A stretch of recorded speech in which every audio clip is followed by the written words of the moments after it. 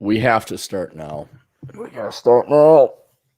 Because for the 2 weeks I was gone, hiking Vegas, hiking Moab, achieving a life dream I didn't know, like a life goal, a big scratch I had to itch. We haven't done a great and merciful Coronachan in a while now, have we, kids? So we're back, and in 2 weeks' time, because I know it's the finer net of the internet, and it drudges up uglier creatures than ever drugged up before the larger, more spacious webbed nets of journalism and muckraking did back then. And I have to remind you guys that these people probably always were there. We've always had rapists and pedophiles and psychopaths and bipolar girls and shrews. And we've had freaks. Nothing wrong with freaks. Freaks are all right. Be freaky. That's what the Americans did. As long as you're not hurting anybody. But boy, with the amalgamation of articles people have sent me, I think, considering the finer net of the internet drudges up creatures from the sea that we never, man, people are fucking losing it. They're fucking losing it. And I didn't care. I don't care. I've had a wasn't even intending it to be a vacation. Ended up becoming one of the best vacations ever. Because of many things. Well, don't worry, we'll get to the news. Don't worry, the world's still going to shit. Enjoy the decline. Read the book. We'll get to the circus that is known as Western civilization. I wonder, like in Asian cultures and countries, like are they just more sane? Yangtze, which is a river, but let's say his name is Yang and Z, last name Z, developed a new way to cook frogs. Oh, that's good. Oh, cool. Yang's frogs were pretty good. Yeah, I like going to Yang's frog shop. Oh, he's got a new way. He fricassees them. Fricassees them. He doesn't boil them anymore. Fricassees. Oh, that's interesting. So, I don't know, Chang. But let's go to Yang's. Yeah, I haven't had frog in a long time. Does it come with the virus?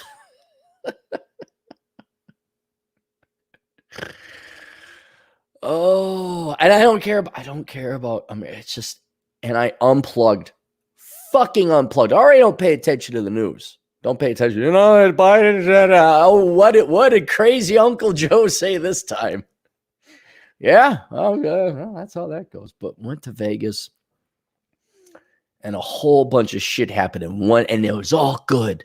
All good, guys. Good news. It's great. I'm happy. I came back happy.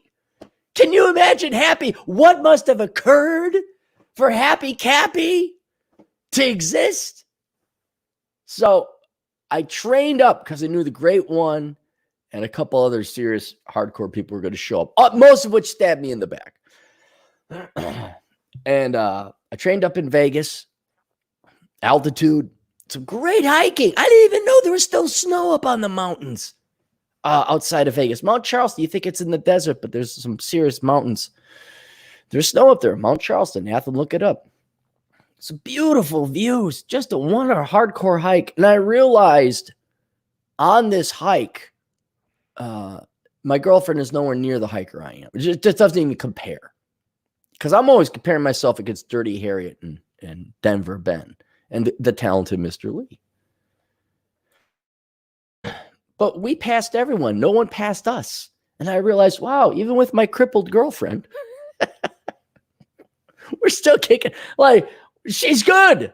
I'm like, well, wait a minute.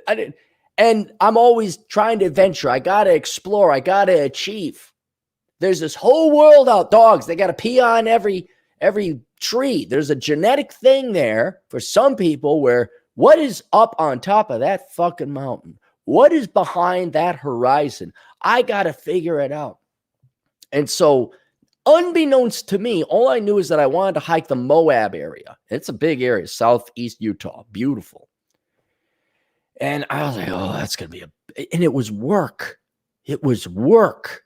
was like looking, it was like, we're going to take on the army. We're going to invade this land. How are we going to invade? All right, we got to reconnoiter this area. And I won't lie, I was like intimidated. I was like a little bit of butterflies in the stomach, like, oh man, I hope I trained well.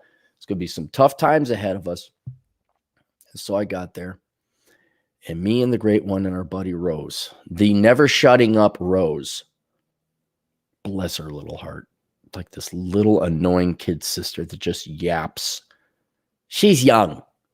She thinks she's discovered things that are new. Like, oh my God, did you realize this? Yes, Rose, 20 bleeping years ago when we were your age.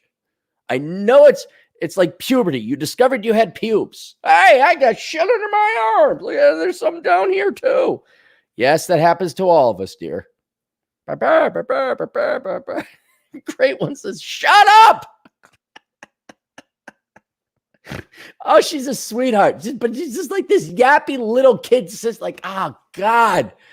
You're like this oopsie baby nobody wanted. Go, shut up. Then she actually went away. She had to go back. Oh, my God, I miss my little good kid sister. Give me a hug. Now I kind of miss her yapping. Dumb broad. And she's like that. She'll grow on you. You're like, oh, God, is she fucking annoying? Oh, my God. Not only do women not shut up, this one really doesn't shut up. And then also the silence, you're like, kind of missed the little shit. It's just me and the great one hiking by ourselves. Little annoying yappy wiener dog. She's a little yappy wiener dog. You're like, God damn it, will you shut the fuck up? And then it's gone. Like, I miss the yappy wiener dog. So I get to Moab. This is the biggest of all the hiking, to put it in perspective, of all the adventuring Cappy has done. This is the last front. This is the final frontier. And I've climbed mountains but I hadn't done the canyons. I haven't done the Colorado River. And I'm like, this is a large area, lots of canyons, thousands of canyons. I got to figure this out. We got to explore this area. So I figure it out. I don't know why I have to figure. I don't have to. Shit, most of you women, most of you guys, you can't even point north. I don't know why that is. I have to figure this out. So I get there, and in one day we do 3 hikes, and I beat the shit out of Rose and the great one. I put them in their place, and I was like, dang, all right, I'm doing pretty. And it wasn't a competition. I didn't go out, set forth, I want to make these guys' lives miserable hiking. But we did 3 different hikes along the Colorado River there. So I took them to Dead Horse Point. Atham, look it up. And that was pretty cool. And then what? I did 8 hikes total in 4 days. I'd have to do the math. Maybe I don't think we broke 100 miles. We didn't do 25 miles a day. No, we didn't do 25 miles a day. We did probably 50. Yeah, about 50. We did 50 miles total across different hikes in the area. And I finally figured out the lay of the land. I thought it was going to take 2 months, but I finally figured out the lay of the land. I'm like, okay, so this is kind of this high tundra, red cliff stuff you see commonly in Arizona. We did Natural Monument hike. Atham, look it up. Natural Bridge, sorry. Now, Atham, you can look it up. But that whole area is like, okay, this is kind of the same. Barriers. Anyone in Utah is like, I know that place. I live by, people in Southeast Utah. We did that whole canyon area near Moab. Me and the great one tried to get up in Arches National Park. The back way, all the national parks are closed. We're doing federal land. And we forged a little river. I built a bridge. I said, look at this. It's the bridge over the River Kwai. I just threw a rock so you could jump over the stream. It's a stream, it wasn't a river. And then also and it was hot, so we're all in shorts. Also, we get to like this thicket. You're like, oh, people don't hike here, huh? Like this trail ends, and now we got to bushwhack it up about 1,000 feet to get to the plateau of Arches. It's like, it's not worth it. So we turned back. And then I took Great One to the Canyon of the Ancients. By the way, say, who the fuck is the Great One? Go to cinlibsoc.com. Cynical Libertarian Society. That's not sin as in committing a sin. Cynical, CYN, lib, soc, SOC.com. You can listen to tirades that are a little bit extreme, just to warn you, minority and female listeners there. But it's entertaining nonetheless. It's like Turd Flinging Monkey. He'll talk about sex dolls. You're like, what? But it's like, okay, sure, why not? Black Panthers, what? Kill Whitey? Okay. Which is not actually, it's just, it's quite libertarian. Like, leave us the fuck alone. Like, okay, tell me more. I'm going to have to reheat up that coffee. So I hiked, spread, researched, reconnoitered, figured it out. Oh, that's how you get from Gateway to Moab on the back roads. I got it now. Here's the Dolores and San Juan rivers. I figured it out. And I didn't realize that was like the final piece of the puzzle in Cappy's mind of figuring out all of the fucking United States, or at least the cool parts. The East I couldn't care shit about. And I didn't realize what I had accomplished until flying back to the Twin Cities. I'm hopping on the plane. I'm playing my Switch. I got charged up. I played Dragon Quest 11, which most of you would remember as Dragon Warrior. They call it Dragon Quest in Japan, and now they really call it Dragon Quest. So they're up to 11 now. I think I played Dragon Warrior 3. So hop on the plane. And I'm like, yeah, let's just take it off. That's fun. I like seeing them. You feel like you're James Bond. You're this secret agent that did his deed and killed the bad guy and blew up the facility. And now you're making your quiet escape on a commercial airline. You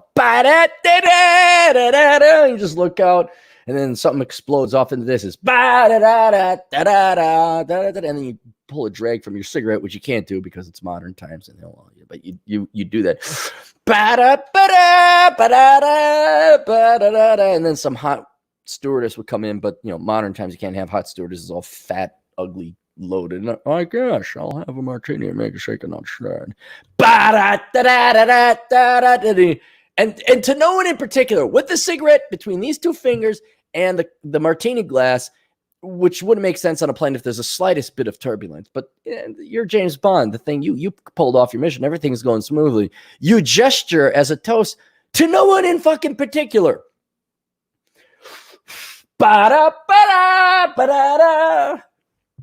Flying Spirit Airlines. Your $86 fare. Oh, I won't lie, because this is true. There was this fat black woman. I flew Sun Country. Spirit, unfortunately, is not flying. I had to pay a lot of money. I paid like $180 round trip. And it's like, oh, God, really the stereotype. So here comes this black gal, probably my age, a little bit younger. I will grant the black community, black people in general, you age a hell of a lot better than white. Like, I've looked at some dudes, I'm like, how old is that guy? He's 60? Jesus fucking Christ. He looks like he's 35. And so this gal probably was my age, could have been older, but look youthful, relatively young. But man, she got her fucking skirt on. She had her mask because normies conformies, but it was a very nice one because it had a chain across. It almost looked like one of those Middle Eastern belly dancer gals, and it had rhinestone or chain going down. It was ornamented. I'm like, oh, that's a very fancy face mask there.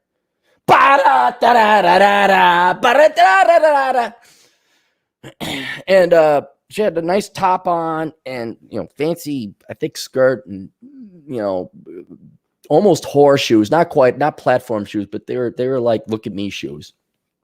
And then a big ass fucking gun sticking out. Say, you're not the girl I'm going to sleep with. Fat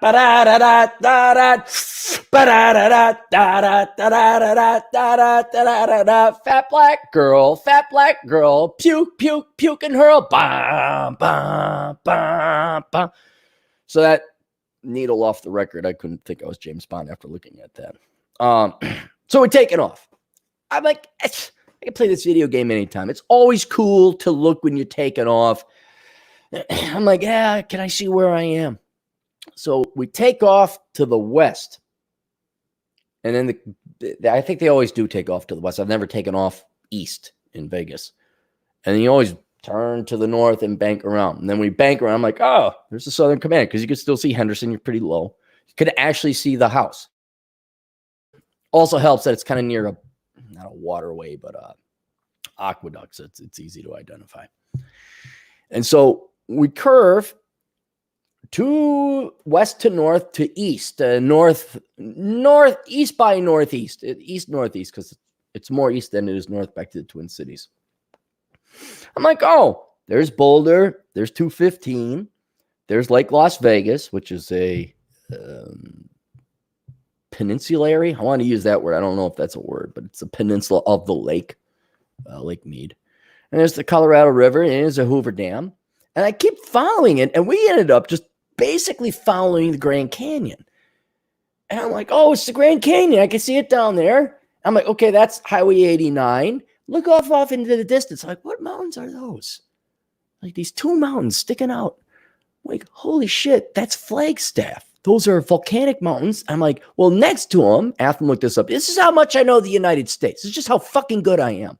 I'm like, well, there's like a volcanic national monument, not national park, national monument, where other volcanoes have formed and have since kind of been whittled down with erosion. You kind of saw them off in the distance. Flagstaff, yeah, there's the Grand Canyon. Okay, I know exactly where I am. Sure enough, all of a sudden Lake Powell comes up. There's Lake Powell, and there's like this cliff that sticks out. Now, we're at 36,000 feet, but I can still see it. And then way off in the distance, Kayenta, this is an Atham look it up extravaganza if everybody wants to buy. I could see Monument Valley. And you guys are like, what's Monument Valley? So if you look up Kayenta, Arizona, that's the headquarters of the Navajo Indian tribe. And it's basically the only place to get gas out there. Otherwise, you are fucked until you either get to Blanding or Cortez. You hope it's like the Four Corners area. But it's the Roadrunner and Wile E. Coyote jagged cliff area. And you all know it because if you've seen, it's been in several movies, but the most prominent one is Forrest Gump, where he's running and there's the cliffs in the back and there's just that long ass road that goes off into the distance. And he stops and everyone's like, oh, he's going to speak. I'm tired of running now. And this is a good boomer movie about how boomers like to masturbate to themselves. Ha ha ha. Like, oh my God, it's the greatest fucking movie ever. So that's Monument Valley, and I could see them. I could way in the distance. I still got pretty good vision. I'm like, that's Monument. I could identify it. And I'm like, wait a minute. So the Colorado River is going up this way. Then I see another little bit of mountains. I'm like, that's where Monticello is. That's where the hotel was. Sure as shit. I see down below another river. I'm like, we're not that far north, are we? And I'm trying to think, does that river like then jag up really far and I just can't see because it sneaks around a canyon and comes back? That's still the Colorado. I'm like, that's the Green River. Are we already over? Sure enough, there it is, the confluence. I see it, and I see in Canyonlands National Park, the road that goes out to the, they call it the Big Island in the sky, where you can overlook Canyonlands National Park, which is still the best park. Couldn't see it because the national parks were closed. That's the only thing left I got to hike, frankly, but I figured out the area. So I'm like, we hiked there. That's where we stayed. We had coffee down there. Boom, Grand Junction. I see my buddy's house. Literally saw his house because I saw the water top. Like, I'm taking a picture. Then we make it over the Rockies because there's Highway 70. That's Glenwood Springs. There's Hanging Garden. All of a sudden, I'm like, wait a minute. We're going to come in north at the angle. I'm like, we're going to come in north over Fort Collins. Sure enough, there's the Horseshoe Reservoir. Sure, I couldn't see the Great One's new apartment. I saw Fort Collins, so I took a picture because I think it's under trees. I couldn't find. And I'm like, I figured it out. I got the entire United States mapped in my head. I can't get lost. Now, tying this all together, why I'm in a happy mood. I'll explain it this way. The mountains were a dream. The West was a dream when I was a kid. We were stuck in Wisconsin. Boring as fuck state. Boring as fuck. Yeah, there's some cliffs in the center. There's the Kettle Moraine area south of the interstate. And I thought those were mountains. Little I know they're little bluffs and cliffs. But my dad, he went to Glacier. He drove the buses out there. If any of you are familiar with those red buses, my dad did that back when they were relatively new. Now they're retrofitted and they have like natural gas. It's so environmentally clean. Oh my God, we're so good liberals. Do you liberals ever get like blisters on your hands from jerking yourself off so much? Like, you ever take a break? It's so environmentally clean. So I was like, wow, the mountains. The mountains. What's up there? Little 3-year-old kid. Is there gold? Are there bears? What? Oh my God. Because Wisconsin sure the fuck sucks. There's nothing here but cow pastures and flat fucking shit. But we could never afford to go to Glacier. We couldn't even make it to the fucking Black Hills. Oh, let's go to Minnesota with your grandma and grandpa. Oh, Minnesota. It's like Wisconsin, except it's on the other side of a river. And it's boring as shit here too. Oh. So not until I was 30, not until I said, fuck it, I did the opposite of what my financial advice mind would say. I hopped on a train, went to Glacier, and that started Cappy's adventuring. So I had to postpone, and I envy these fuckers in Moab. Like, you see these 20-somethings that they're in great shape. Like, the girls are also in great, of course, they got hairy armpits, but, admittedly, these girls, they're all hippie leftists, but they're out there in their 20s. They're hiking. They're taking advantage of their youth. They're banging out all these hikes. They're getting to the top of mountains. They're scaling and climbing. They're doing arches. I'm like, oh, man, I want to be those cool Colorado kids. Now, here I am. I don't use a cane, but I'm like, I'm going to climb the mountain and figure it out. And then I kick everybody's ass anyway, including 26-year-old Rose. Still got it. Cappy still got it. I am proof you can do sexy way into old age. Way to old age. Or not sexy, but physical. Because let's just be honest, you can't be sexy unless you're 6 feet tall or taller. So I was like, oh, look, they're renting a Jeep. They barely got the money, but they're living, man. They're living. They're having a grand time. So it's like this thing behind a glass, candy behind a glass. Oh, I want to get the candy. I want to go out west. And so I just burned through, tore up shit. It was a job. It was a job. And at first, like, it's fun. Look at this. Then all of a sudden, it's like, no, but there's also a mission here. Couldn't figure out what the mission was. It's just like, I want to explore all this area. And then flying back, realizing I knew there's Gateway, Colorado. I took my motorcycle there. That's where I crashed the motorcycle. It was off-road. It wasn't on the road. Sergeant Greg and I were out there. Right there, right? I can see it. I'm like, wait a minute. Did I finally finish my childhood dream? Did I do it all? And I did. I hiked as much. I'm going to still go hiking. There's a couple hikes and everything, but it's no longer this wonderment. It's no longer like, is that all that's out there? The curiosity is gone. I figured it out. I went up those hills. I went down that canyon. I went to the Colorado River. There's a couple minor side missions. I won the game. I beat the campaign. I am victorious. I lived the childhood dream. I achieved it. And I'm thinking, like, how many motherfuckers can do that? How many people can claim that? And then when you achieve that goal, that dream, then all of a sudden, and this is where the great one was very instructional. And he's older than me. And so Rose left. We're like, oh, Mr. Yappy Wiener Dog Girl. And the great one's like, look, we don't have to charge up these, hikes. We don't have to charge up the mountains. We don't have to charge up the canyon. You could go slower. And I was like, yeah, you're right. 2 days beforehand, I couldn't have done that because we had to figure it out. But now that scratch is itched, now that this, I've completed the mission, I was like, oh, yeah, we can hike. We can relax. And so the last hike we did, me and the great one, we went to Canyon of the Ancients, which is out in Cortez, Colorado. And I strongly recommend you guys do that. That's probably one of the cooler hikes. Not like hiking. It's not that exciting. It's pretty. It's nice. You're going up a canyon. It's challenging. It's not too hard. Now, it's an average hike. But the cool thing is there's all these old ancient, I don't know if it's Anasari or Ute Indians. I don't know. Somebody more familiar with the area, or a paleontologist or archaeologist. Sorry, archaeologist would have to tell me. And so we went up and did this hike. And the whole point was that the Great One was going to set the pace. And it was so nice because we didn't have to try. We didn't have to get back. We didn't have to run back home. There's no time. We got all the time in the world. Caught myself on autopilot a couple times. Also, I'm ahead of the Great One. I'm like, oh, wait. I gestured that the Great One lead. And we still went a good clip. We only got passed by one girl. It wasn't a competition. And it was just like, holy shit, this burden of going out and dominating the West and like figuring and becoming this adventurer. I did it. And now the job is done. And not until I flew back did I really figure that out. Like, wait a minute. I figured it all out.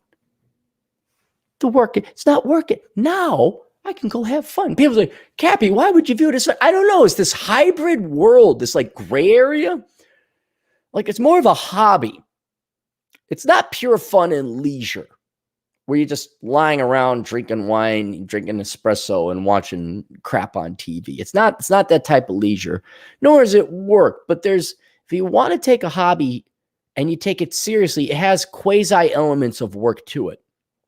And Sergeant Greg's daughter she's guilty of this too. As is Denver Ben, Dirty Harriet, the talented Mr. Lee, where I don't know what it is, but I would bet because they weren't allowed to go out beforehand, or they were brought up in an area where they couldn't go, or you got to tackle it. There's a goal. And that forces you probably to attack your hobby with more vigor and energy and professionalism, like it almost than you would your profession, your job, because you have a passion for it. But then that weans away. Like Sergeant Greg's daughter was telling me about this hike she did. Waking up at 2 a.m. to hike 10 miles in the snow, to camp in the snow, to climb up a mountain. I'm like, that sounds horrible. Yeah, but it's then you get up there. I'm like, yeah, okay, you got up there. I'm never doing that. Now, I'm not that crazy. That's work. That is work. And so I'm like, oh, no. But now that the job is done, I was like, oh, yeah, we're good. I came back with this new battle. I let it, babe, I figured it out. No, we can hike as slow as you want. We're still good. We're still good. We beat everybody. We can go a slow speed. And everybody, we ended up having dinner with some buddies. They looked at me very curiously, like, what the hell's wrong with you? I'm like, no, you understand? We can do that. Maybe you guys don't understand either. Oh, so then I get back. Cappy's back. Back again. Guess who's back? Tell a friend. And it's raining out there, a little rainy and cloudy. Perfect day for a podcast. I haven't done the Great and Merciful Coronachan in a while. So I'm back. And it was good. It was good. So now I'm going to take a shower after this. I'm not going to do shit. Oh, yeah. Oh, there's bills to pay. You ought to pay your bill. Yeah, I ought to pay my bills. I'll pay them tomorrow. You got to do asshole consulting. I'll do asshole consulting. I'll do it tomorrow. I may just sit out on my back patio and do jack fuck all shit and drink coffee. I might just do that. Rain coming in. Got an awning over. Just sit there and watch the rain. Piggott had a great article. The Great One linked to it. It was about a movie about taking a slow walk. And for whatever reason, I don't know if it's my IP address or my internet service provider, I cannot visit Pushing Rubber Downhill. It won't let me visit. Like, it's like, well, what the fuck? It's like, oh, it doesn't have a security. I'm like, I know Adam, he's not programming vicious code. But if you watch it, and Piggott posts 2 video excerpts from a movie in Italian about this elderly man who just walks really slow and observes beauty around him. And I'm like, that's what I want to do. And mark my words there, boys and girls. I know a lot of you are younger and you're struggling to get just to basic financial stability, especially in these times now with the, I don't want to bring politics into it, but I'm going to say the increasingly Democrat governor foisted unnecessary recession, the Democrat tie your hands behind your back recession. And you guys either start loosening up these, you release the horses, you open up these economies, or we don't need to go into the Democrat governors are so fucking untethered from the real world. None of them have had to work for a living. That they're just like, but I'm the hero.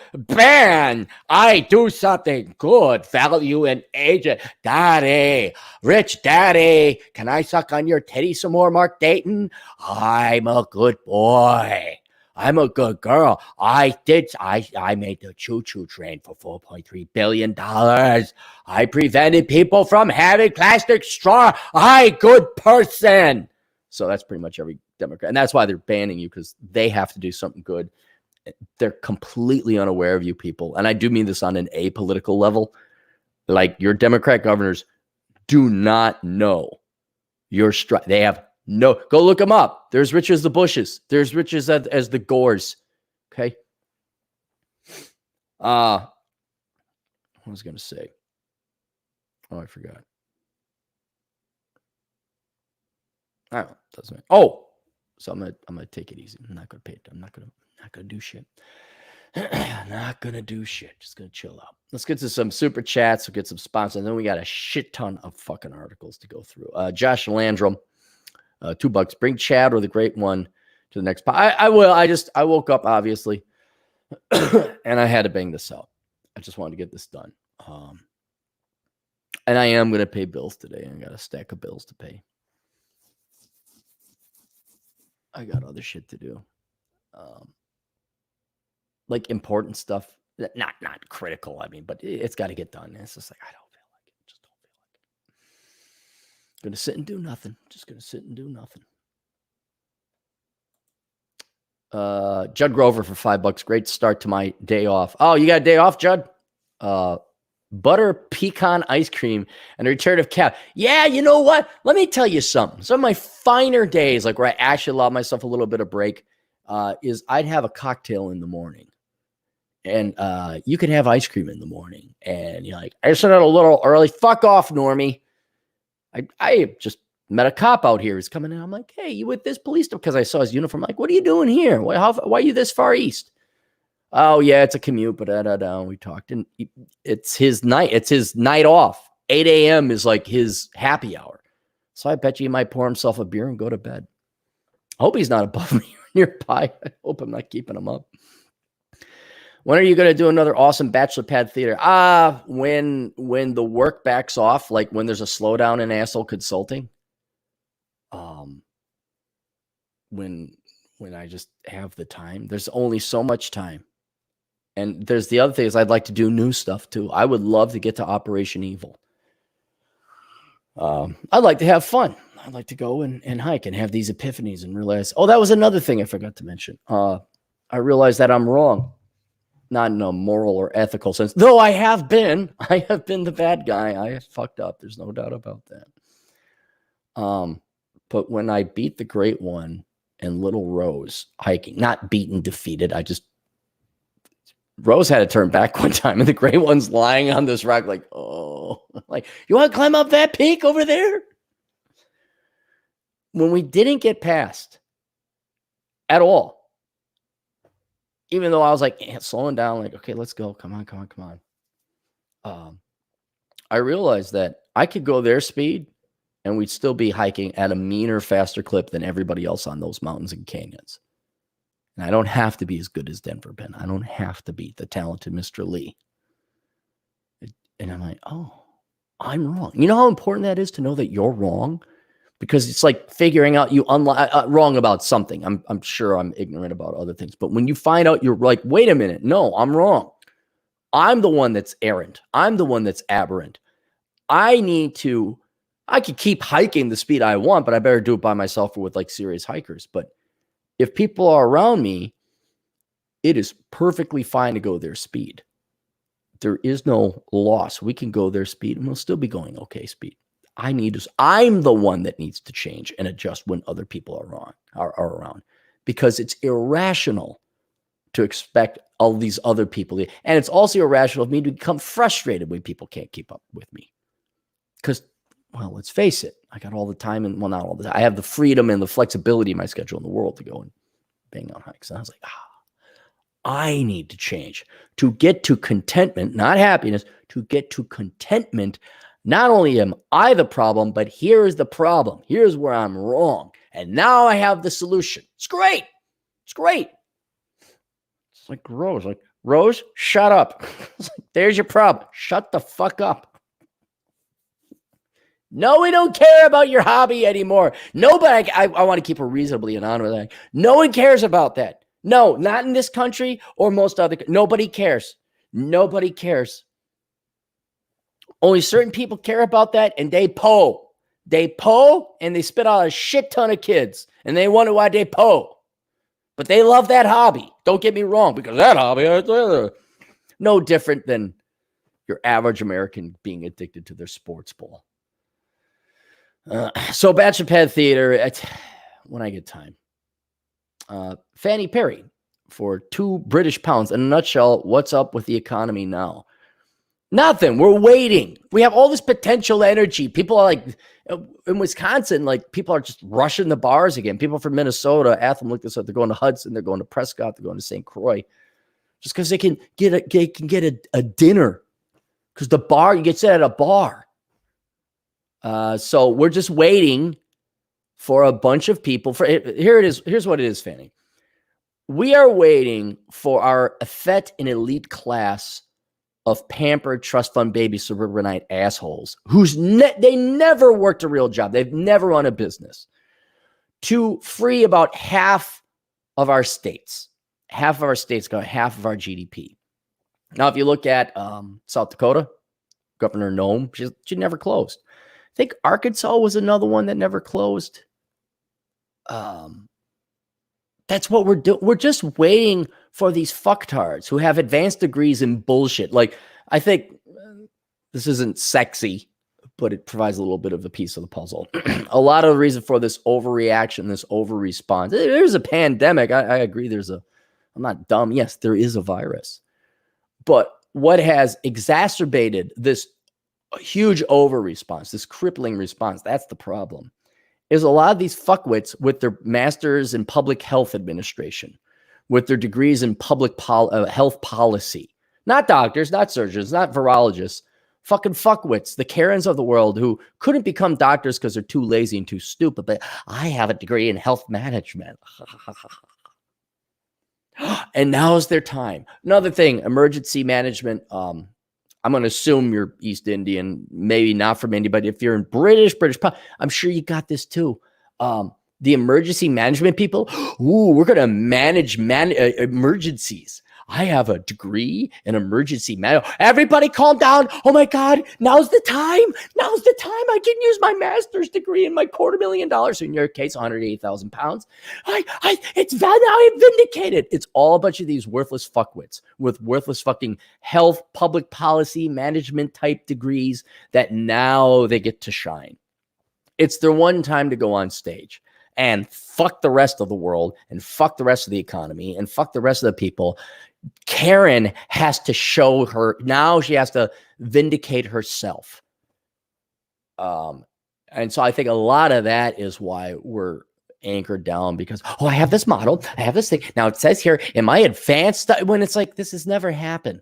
We've had pandemics before, but it's never happened where we had this overeducated, worthless, bureaucratic class that's designed to handle crises, health problems on a nation or global scale.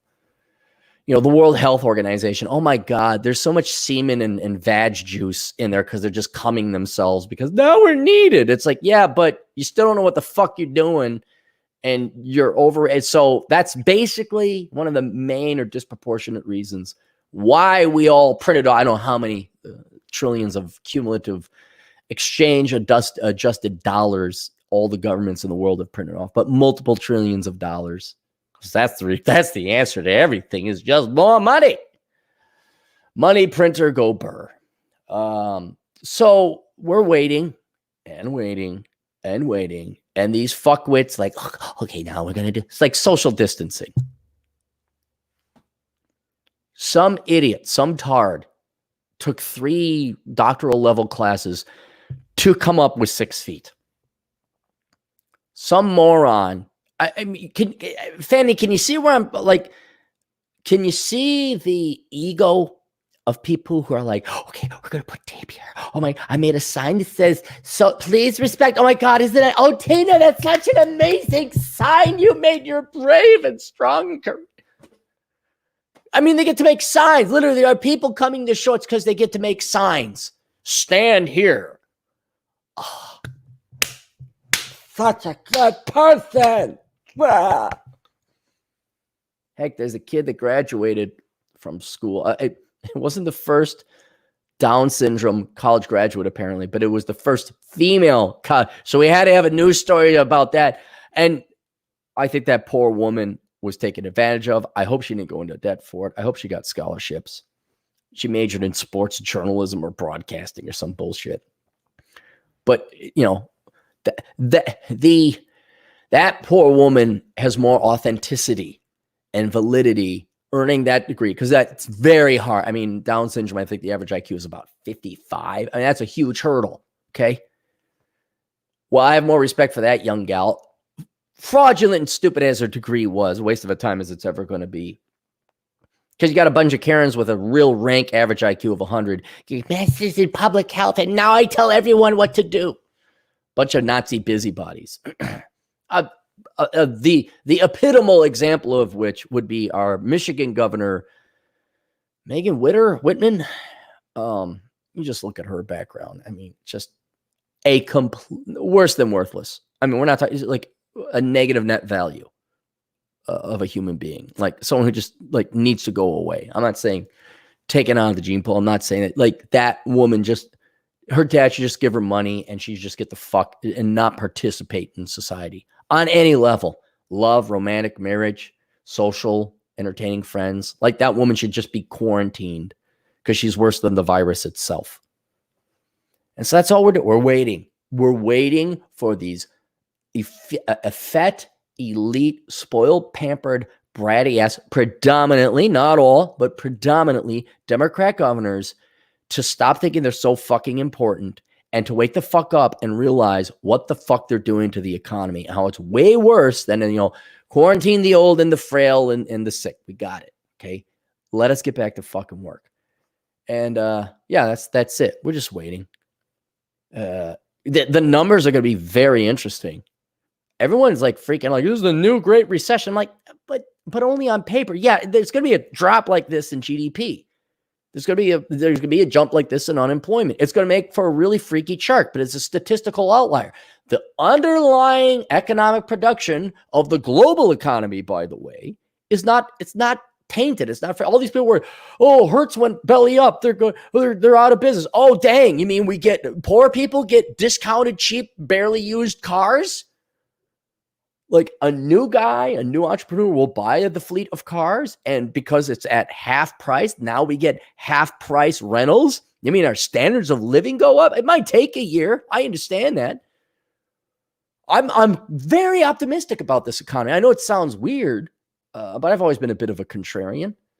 But I'm kind of like, oh, mom and pop stores and restaurants are going under. Oh, you mean the ones where you had to constantly make bailout loans to when I worked in small banking and they were managerial fucking idiots who were going to go belly up anyway?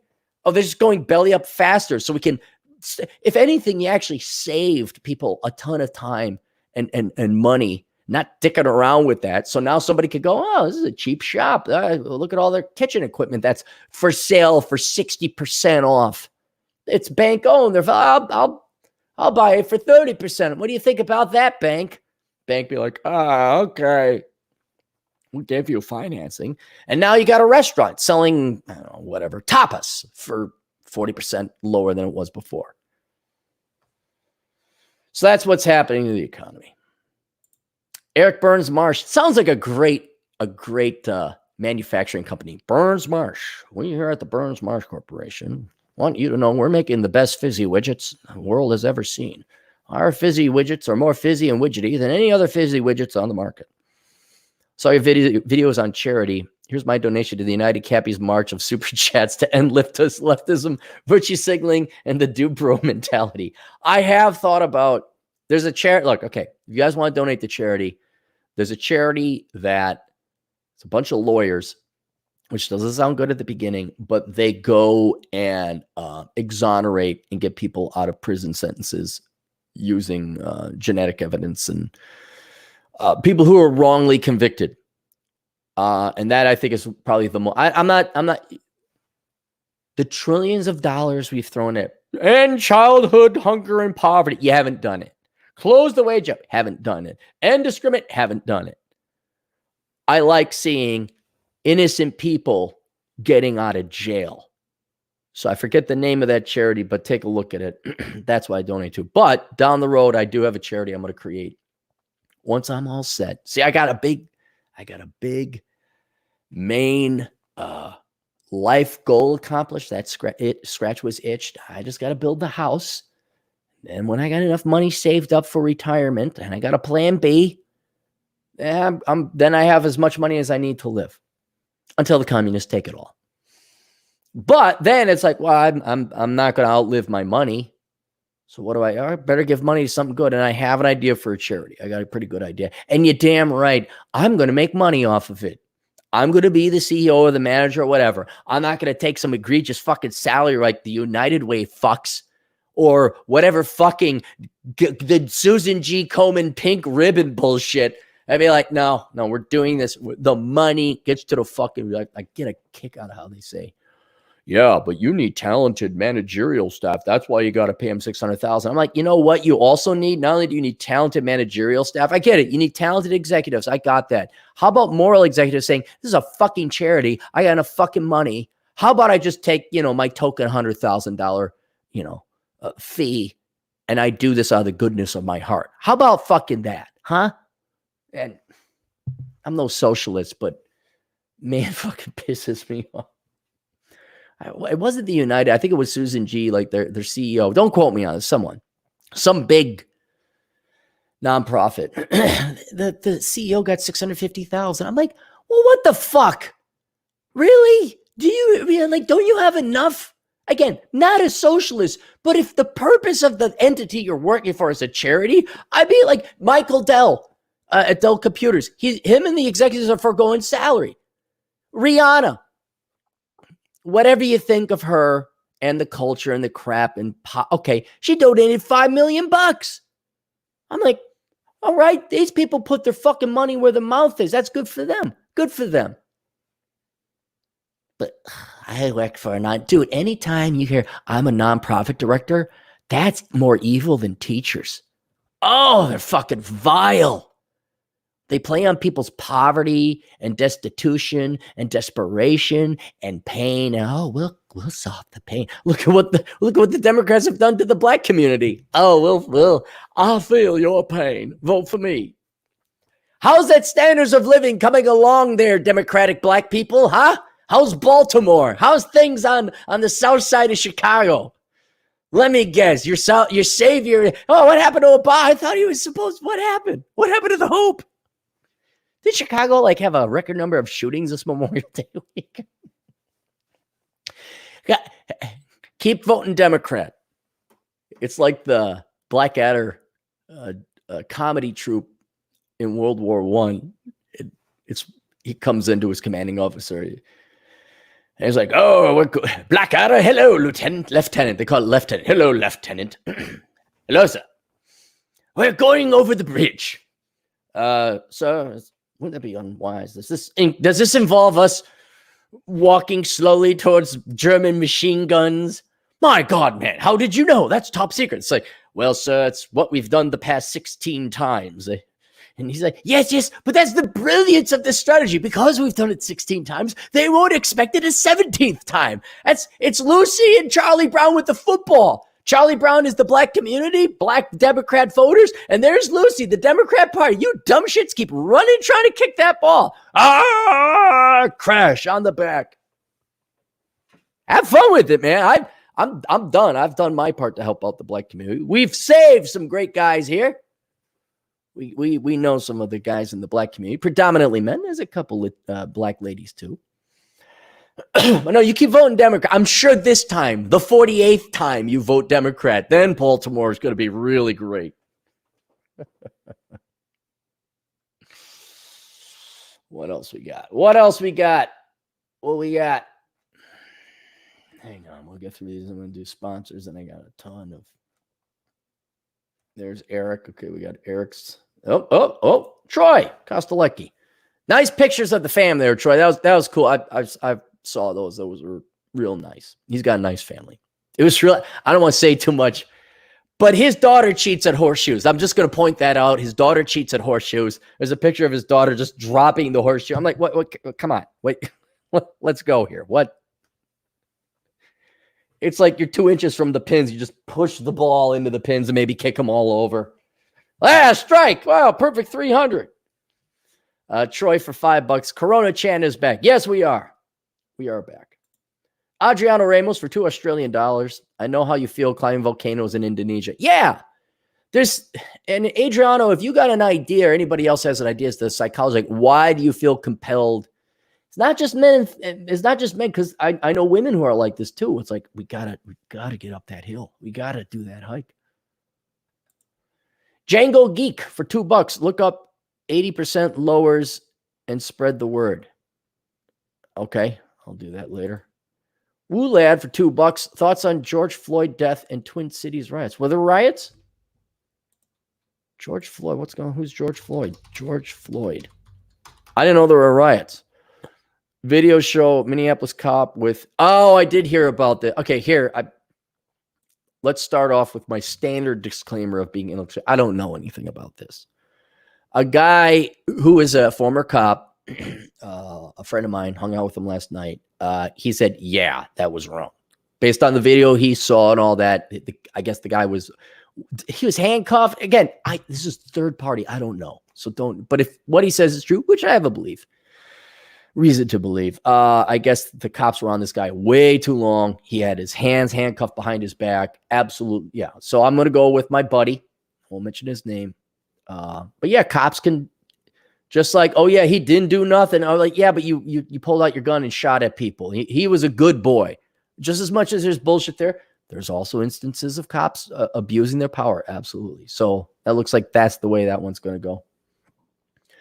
The reason I'm so reluctant to take a position is because the media will always skew it to get, cop abuse poor black guy. Well, then you find out a little bit later, well, wait, he was high, and since the media presents it very one-sidedly, then there's an investigation, then there's a trial, and all the evidence is put forth in there. I know it sounds idealistic and very optimistic of me.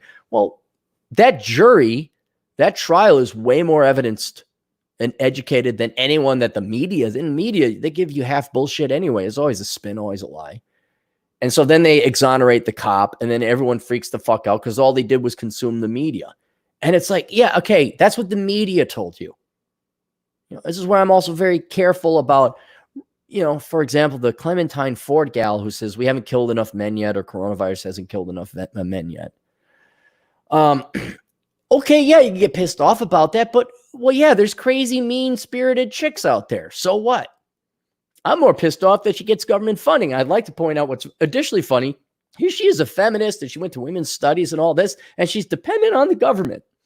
She's not independent. She's a dependent woman. It's just so hypocritical. How many of these feminists, we're independent, strong women. The fuck you are. You need government money. You're parasites. You are so dependent on men. It's a joke.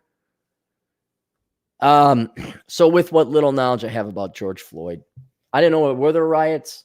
I don't care. I kind of do, but am I going to stop it? Is anyone going to tune in? Is the black community going to buy this book where the men wake the fuck up and realize the women have sold them down the road for government checks? Are black men going to say, fuck this shit? And some of them are. They are waking up. I still think that if the Republicans wanted to have any viability in the future, minority men in general, not just black men, dude, go after men. Point out, hey, would you like women? Well, they kind of treat you like shit, don't they? Oh, they don't need no man. They are the table, huh? I wonder who gave them that idea. Was it the Democrats or the Republicans? No, we're not going to give you shit. We're not giving you money. We're not doing, and we're not going to give, you know what we're going to do is we're going to get you your women back. We're going to cut the welfare state, right? We're going to give you back some pride. You're going to get back some respect. And that might work. But until that happens, you're still going to have riots.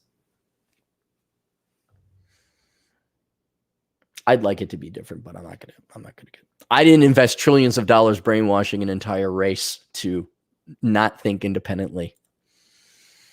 Dr. Oatmeal for $5. Have we learned our lesson yet? Voting for these boomer crack governors, especially Michigan. She's not a boomer. She's my age. She's a Gen Xer, solid Gen Xer. But that's your generation spinster. The Gen X women are the spinster generation. You're not going to see a lot of news about it because that's not the narrative. And Gen X is just not sexy. I mean, I've literally seen screenshots where the generations, World War II, silent, boomer, and they go right to the millennials and Gen Z. I'm like, wait, hello? Knight Rider, Dukes of Hazzard, G.I. Joe, anybody? Robotech, anyone? Hello? Ronald Reagan? Goonies? Anybody? Princess Bride? Huh? So yeah, she's our generation. Kevin McCober, Yang Gabbard. I was talking to Baldoni. We're like, why the fuck? Here's a perfect. Kevin's right on this one. Yang would have been a better candidate for the Democrats than Biden. And once again, it shows you Democrats, what few may be listening, you socialists, you don't own that party. The hypocrisy, the word Democrat, meaning everyone has a vote, yet the Democrat Party itself has super delegates. So you don't get your Sanders, you don't get your Yang. Gabbard would have won it. Gabbard would have won it. If the Democrats, the party was more practical than it was corrupt, they would have ran Gabbard, maybe Yang. I prefer Gabbard over Yang for president, obviously, because Gabbard worked for a fucking living and Yang's a little pussy trust fund baby.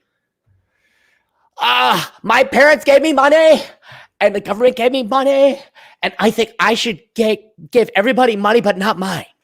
I'll have you give those people your money and I will be popular. Fucking pussy. I hate him. I fucking hate him. But yeah, Gabbard would have won. Oh, I see. 2024. Yeah, maybe. Yeah.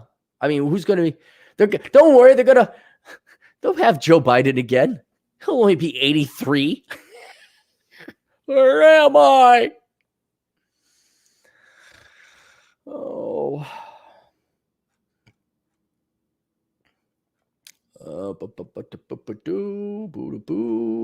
Sorry, guys. Bear with me. I have to take a pee break here.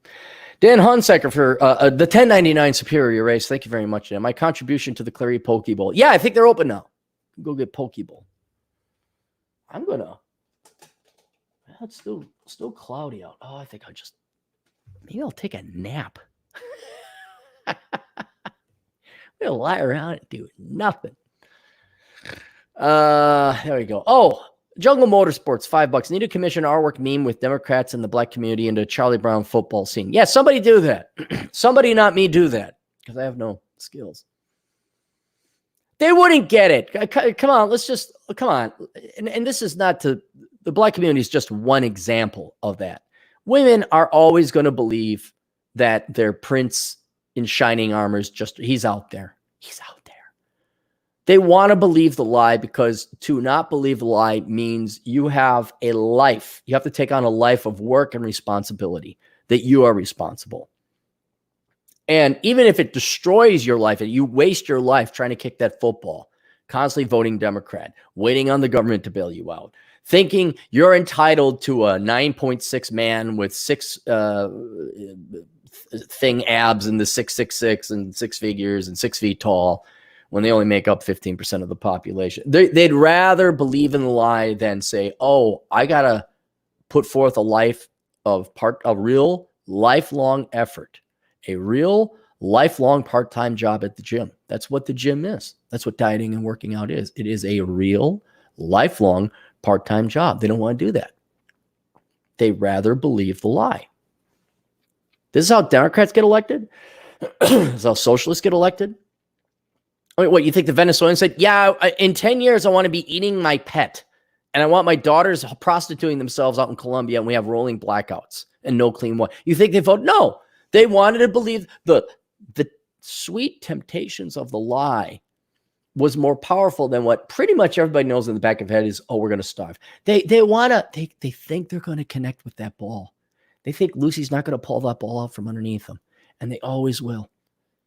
Because actually there is no ball. It's just a lie. There's not a ball there. You can almost say that it's an illusion. You're running and kicking at nothing because the only thing that exists is yourself and what your decisions are, whether they're based in the real world and whether that leads to efficacy. Those decisions are based in the real world, therefore they are effective, and then you have progress. Oh, don't have kids I can't afford.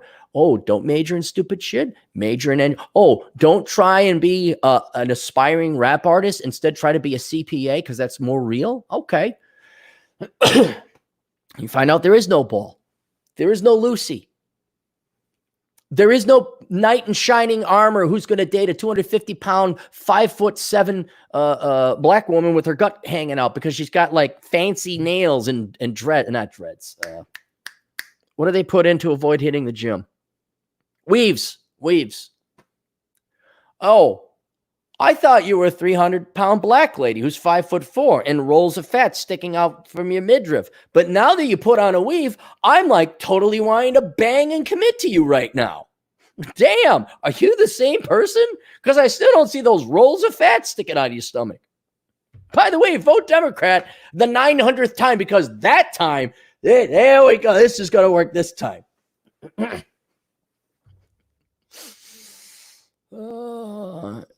David, 128, $2. Welcome back to Minnesota. Namaste. Yes, thank you. The goal of which would be to immediately leave. Kevin McComber for $2. The anti-white media truly is the enemy. Yeah, it's not just anti-white, it's anti-male, it's anti-production, it's anti-freedom. But the racial, or not, I should say racial, that's certainly it, but the groupism, those guys over there, and that gender over there, that's your problem. You know, this boogeyman, the Jews, the whites, the males, the minorities. I don't care though. I got 20 years left. I take that cigarette that I don't have with my martini glass and Flying Spirit Airlines. Fat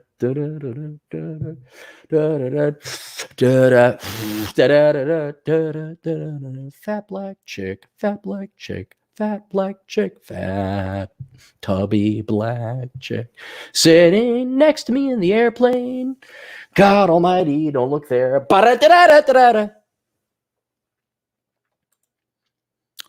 M2PG4 for $5. New guy. Saw statistics, actual numbers. 99% of dead are old and sick people. Yeah.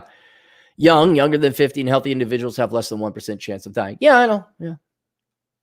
But what you expect Megan Whitmer and Democrats and all these people with the Masters of Public Health Administration to like give up their purpose and agency? This is their calling. This is the one time they get to shine. And now you're telling them to get off stage? They don't care. I'd like to say it's malicious, but it's not. They're too stupid and they've never worked. They don't know how economics work. So they think they're actually doing something good because they're lay sod. Grab someone who's never laid sod. Like, hey, you know anything about laying? No, what's it like? Well, and then they're making policy, on how to lay sod. They know nothing of the real world. You want to talk about the 1%ers? This is it. Those are Democrat governors, trust funders. But so they don't care. Their egos, their career is more important than the entire wealth of or health of their state, both economic and actual health. Stephen Ochoa for $5.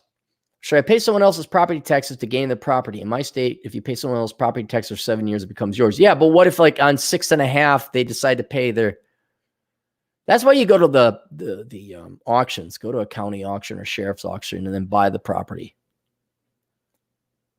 I don't know. I'd have to. It depends on the property. I mean, in general, I'm reluctant to commit to paying thousands of dollars over 7 years to maybe not get a property. The Cappy Cap official mechanic, Juan Cabrera. I'm a male feminist. You ain't black. Biden 2020. I gotta wonder, did he actually say that? Is this like Trump saying drink bleach and everyone's like, he said it? You know, like, did Biden really say? I wouldn't put it past him because he's losing it, but Alan West wrote an article about it. Kevin McComber, $2. Vermont is very liberal and doing very well. Yeah, because you got New York. Oh my God. Oh my God. You guys are all pent up with the super chats here. Kevin McComber, thoughts on Elon Musk? Is Tesla the future? I'd like to think so. Getting back to not being practical and being a little bit untethered from the real world, that's America's most expensive hobby, is to the taxpayer. I wish we could have electric cars. We do. I like it. Yeah, if we could get solar power and wind power. If we just had nuclear power, we could do it.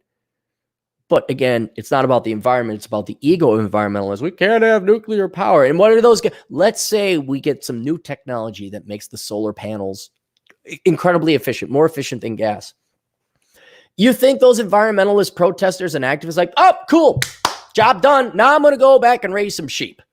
They're going to find something else to bitch about. It's never been about the environment.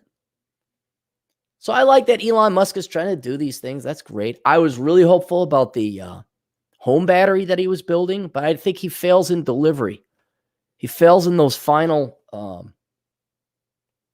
the last stage, or the, what do they call it? The closing the deal. Is Tesla the future? I guess. I mean, I don't think you need government subsidies. You shouldn't have government subsidies like on the order of 20 grand in taxpayer funds, state and federal, to pay rich people to buy fancy cars and electric cars to virtue signal. If you want it, go pay the fucking, what is it, 50 grand for just an average one? You want to make electric, go make electric cars. Don't have the state or the taxpayers subsidize you. Go do. I don't care. But yeah, it would be nice. I mean, look, and I like being off grid. I'm probably going to install solar panels, not because I'm an environmentalist, but like if the electricity ever goes down, I want a backup. I also like saving a little. I also want to tinker. It's probably not going to be cost effective because of the cost of the panels, but I want to tinker. I want to install like my cigar lounge. Yeah, I keep the humidor and the light going for my little cigar office. Obleski 10 for £5 British. Would you agree that Hillary was the original Karen? She could be renamed Karen Clinton. Yeah. Karens have always been there. There was a quote like, "There is no greater tyranny than the do-gooders."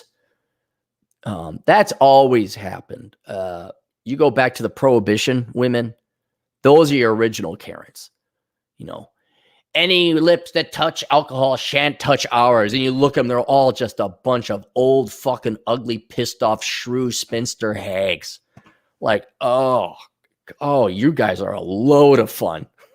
Oh, what a ball you guys are. So those are the original Karens. Oop. Hey, Nonstop Dre's in the house. Dr. Khan blog for $2. Matt Tran docs the college kid. Did he? Did he really?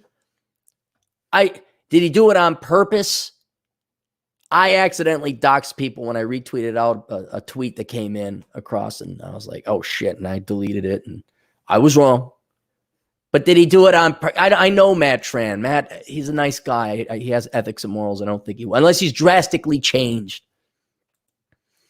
Como 2024, just wait. Oh, another rich fucking Italian who has absolutely no connections to the mob or corruption whatsoever. Yeah.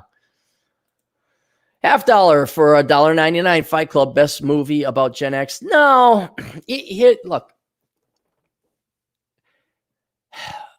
To those not in Gen X, you see probably the last vestiges of like some kind of Americanism in them, like the Goonies and adventuring, predominantly through culture. Having been brought up with Gen X were the proto-millennials. They were just as spoiled. They were more materialistic. I'll say that about Gen X. You if you didn't wear the right pants or the right clothes or the right shoes, you'd have to get in fights and people would pick on you. At least the millennials like, no, we're going to rag stock and fuck this. So it's like, okay, cool. Gen X is no fucking treat. Again, the reason you have laws against murder is because everyone would kill each other. And the biggest group of douchebags I ever dealt with were obviously your peers, because that's who you interact with. And you know what? 90% of Gen X could fuck off and die and it'd be fine. They're not cool. They're not, yeah, there's some cool examples. There's some cool Gen Xers. You know, Rogan is a perfect example. That's a cool Gen Xer. But for every Rogan, who do you think the Karens are? The Karens are Gen Xers now. Megan Whitmer is a Gen Xer. Gen Xers are fucks. They're all World War II, silent generation. That's the last time we had any good people. Right? I'll even go with some Vietnam vets if you're a boomer. But everyone else, seriously, walk off the fucking cliff. We're just shit generations. Just shit. And the best movie about Gen X, what men really got and started fighting. Wisco Nomad for $2 has nothing to say. Thank you. Oh, did you grow up in Milwaukee? What did you think about the city? I have a very worthless opinion about Milwaukee because I grew up there over 30 years ago.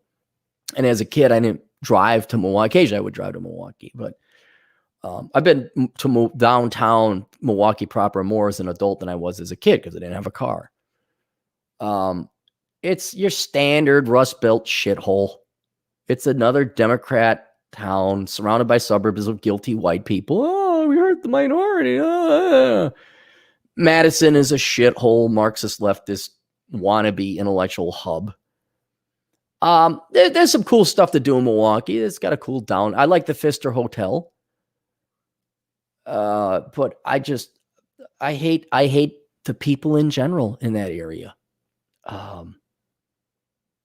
They're a bunch of, but that you could say it anywhere. It's not Milwaukee. It's just, I don't know. I go to Chicago instead. Look, if you got to tolerate shitty traffic, shitty people, at least go to Chicago where you could get some like cool food and some interesting culture and some real museums and Lake Michigan, although Milwaukee has Lake Michigan. I just go to Chicago. Some more real people there. Milwaukee just nonstop Drake for $5. What do you think would happen if 25% of men secretly got a vasectomy? What do you think would happen if DNA test was mandatory for each kid born?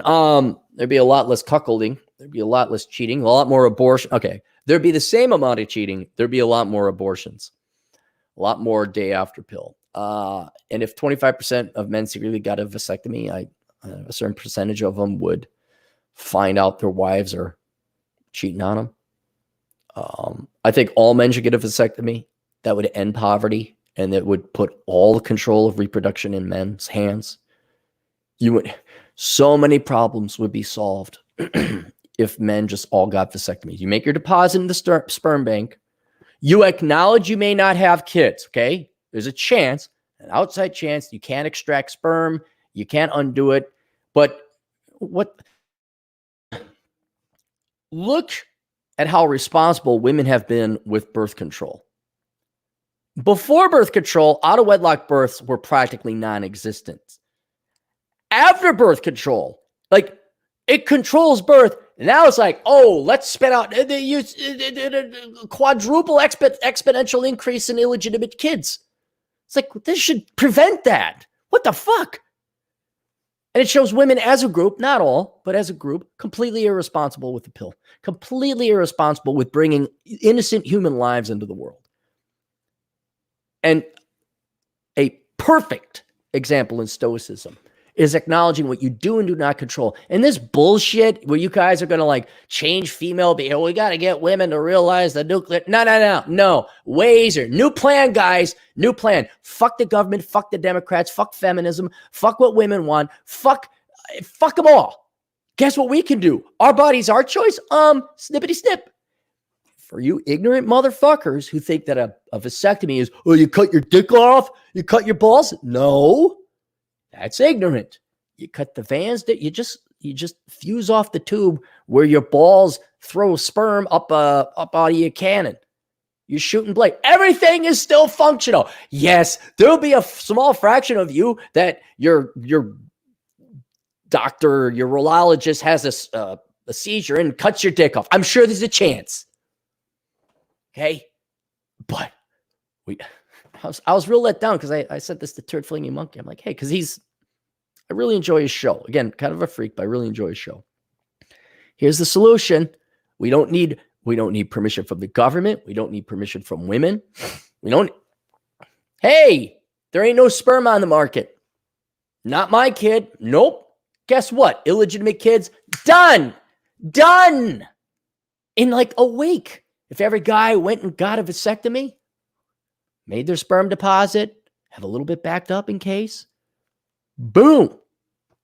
There'd be no illegitimate. Well, there still would be. A lot of women go in vitro fertilization. But boy, the number of broken homes and single moms and deadbeat dads, and that would end overnight. And all men have to do is at most spend $1,200 on a vasectomy. Let me think here, guys. Do you want some nagging, harping baby mama fucking torturing you for 20 fucking years, paying child support for the rest of your fucking life? Or do you want to, you'll spend how much on a college degree, but you won't spend $1,200 on a vasectomy? But you know what? It requires men make decisions. It requires men take action. And as I've evolved my philosophy, I've realized so few people are agents. Everyone is a fucking object. And none of you guys are going to do this. We could solve all that bullshit you see at the grocery store, and childhood hunger and childhood poverty. How many trillions have we spent and we haven't done it? All it would take is for men with your own fucking money. Just do it. You get a vasectomy, you're done. There ain't no more illegitimate kids. We end most poverty because having more kids than you can afford is the number one cause of poverty. Oh, and the women who are feminists, they will flip their fucking lid. They will get so pissed. And all you have to do is, my body, my choice. Go get as many of abortions as you can. Go. Get on do. There ain't no sperm on the market. What are you going to do? We're done now. If you'd like to have a kid, well, then I got to decide to either have this undone or we directly extract sperm. But I'm in control. I decide when I have a kid.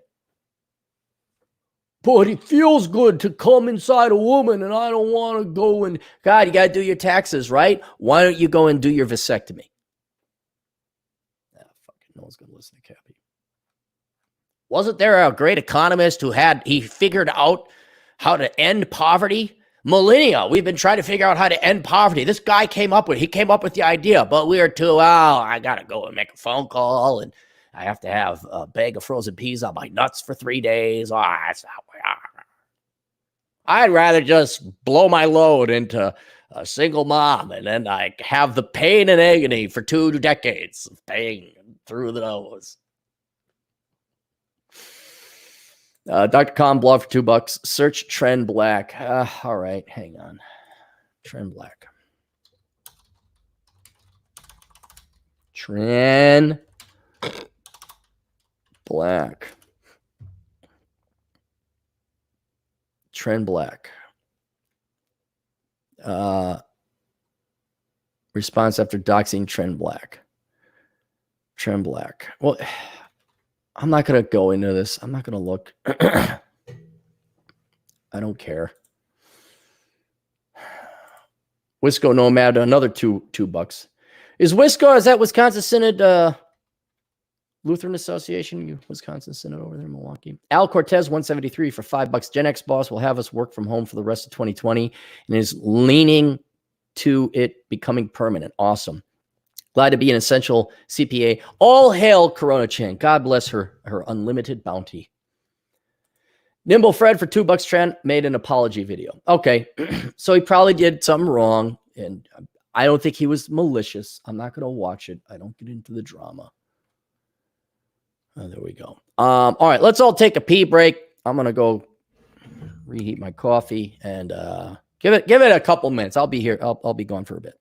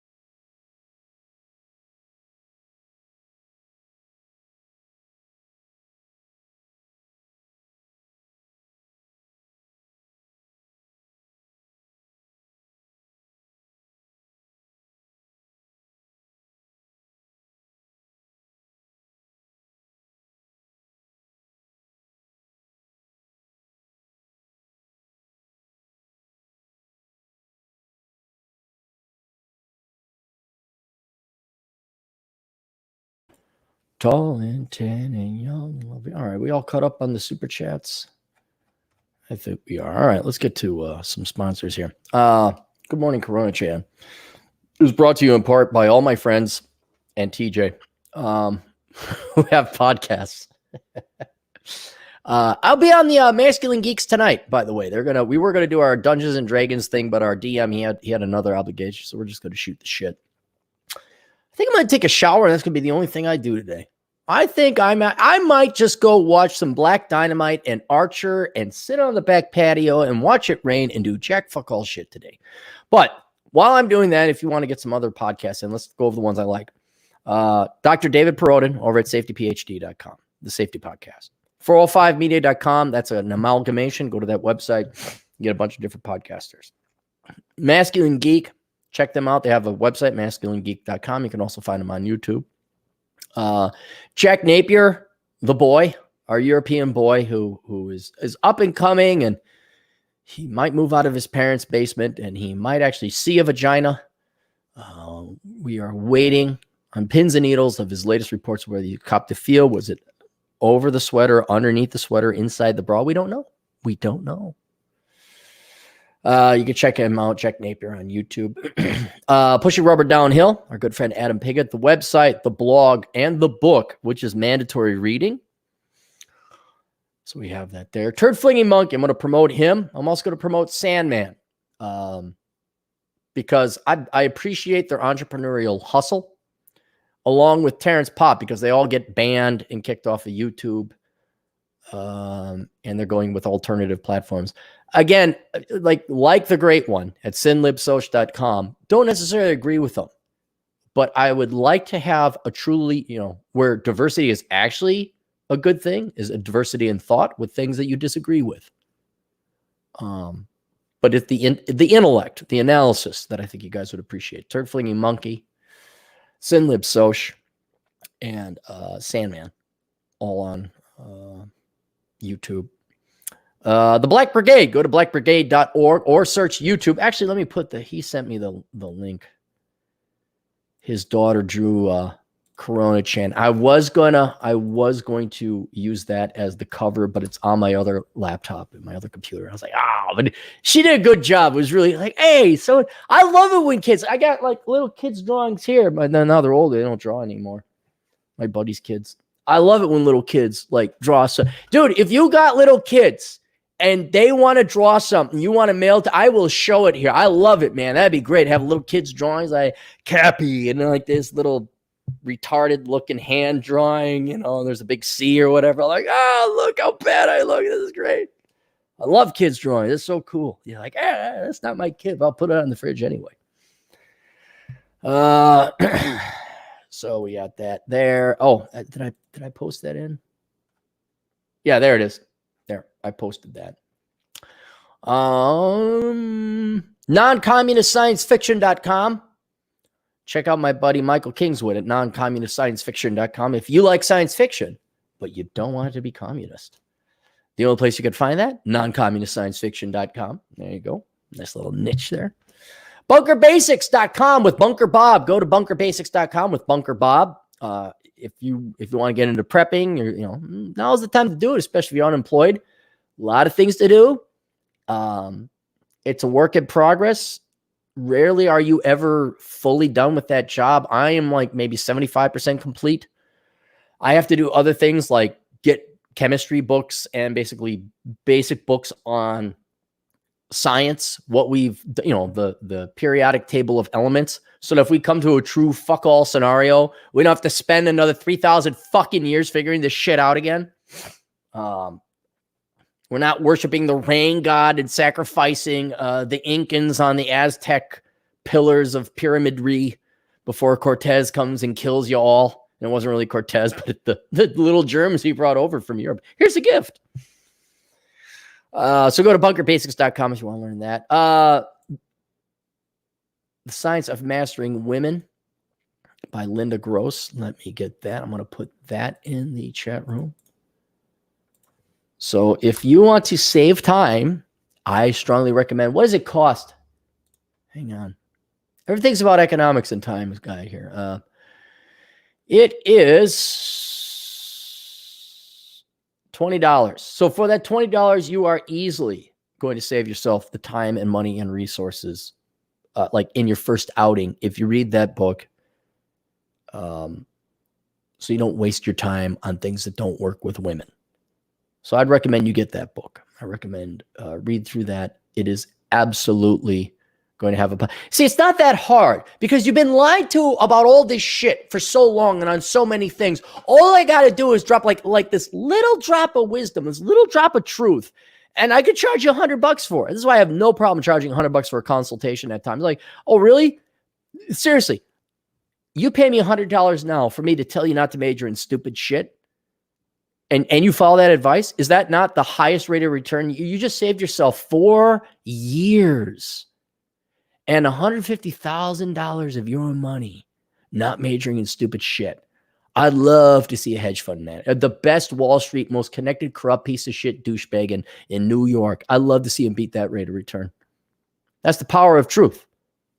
So for $20, she's got data, statistics, analysis. She's a PhD in psychology. She's studied men and women. I know I have certainly reservations about the psychology profession, but like Dr. Jordan Peterson, who's intellectually honest, you get an intellectually honest person there, maybe it's worth checking out that book.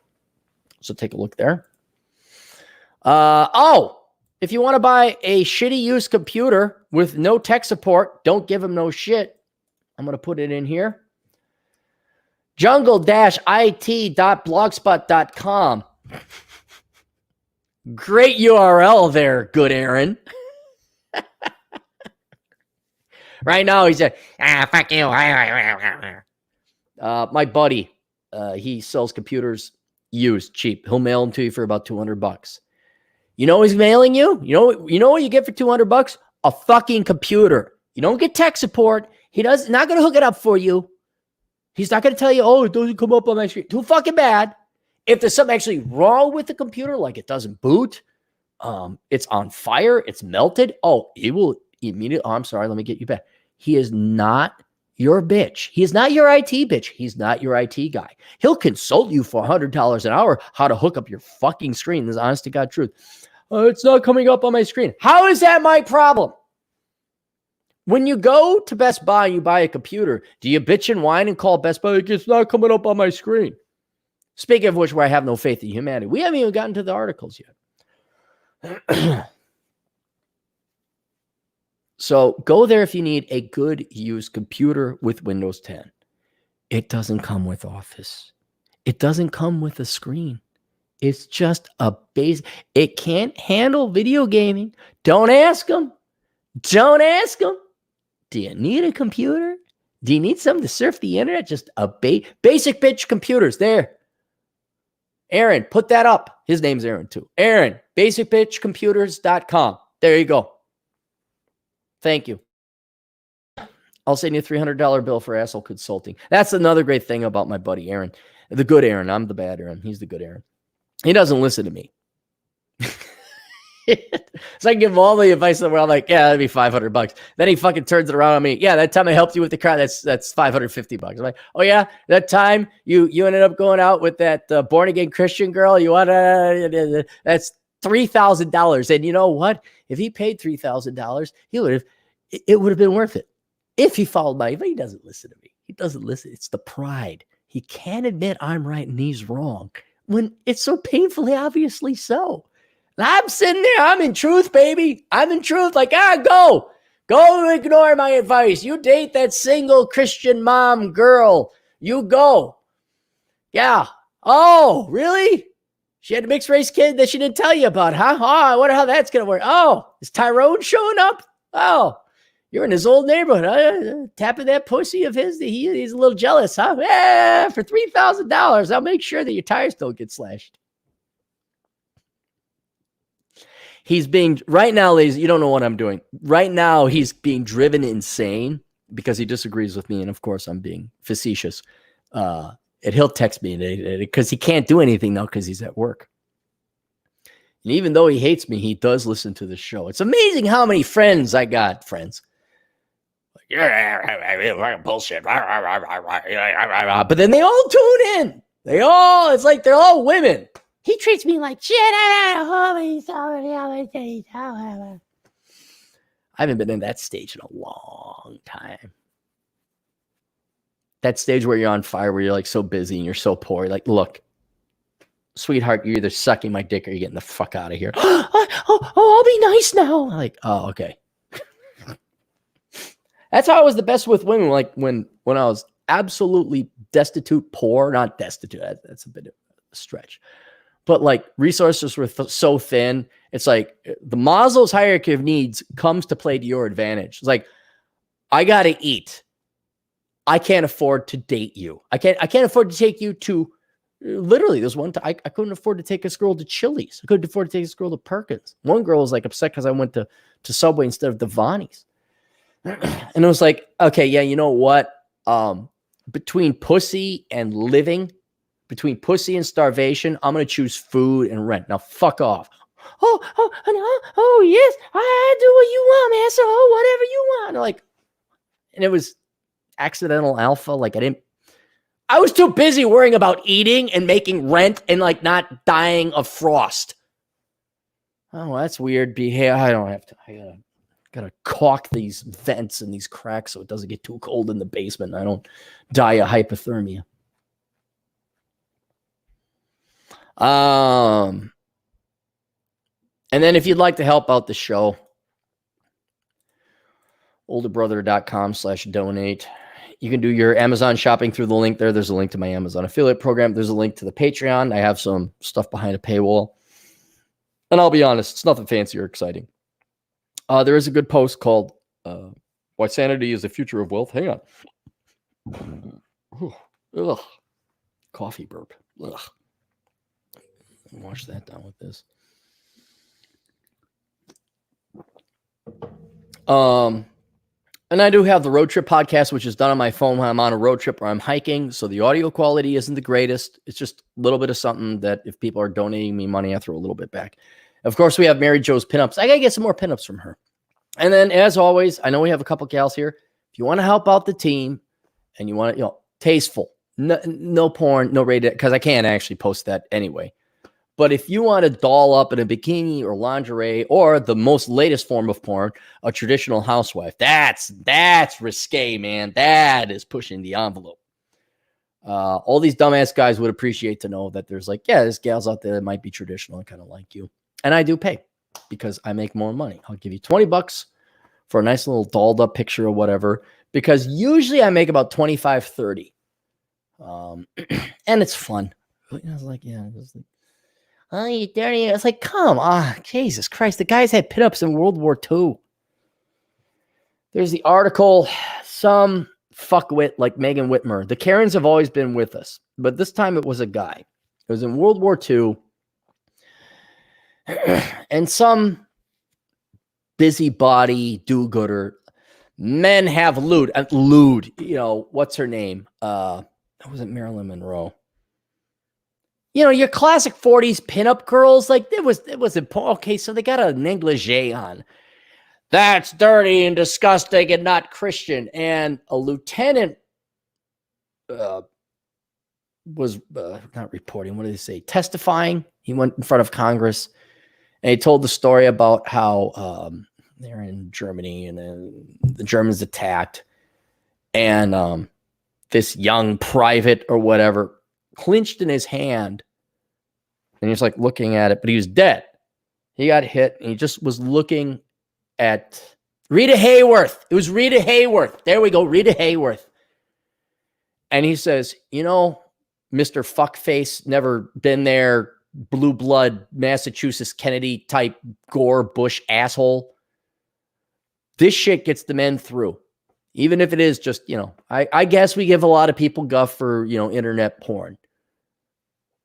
But before internet, that's what the soldiers had. They had Rita Hayworth and Betty Gable. Well, whatever. The whole suite of, you know what? And those gals were nice. We're going to put pinups for the boys. They even painted it on the nose cone art. Whatever. They paint their wife or the girlfriend back home and Bomber Betty or whatever. They, you guys know nose cone art. And so that does help out guys. It does. You just need a little drop, just a little bit of a whiff.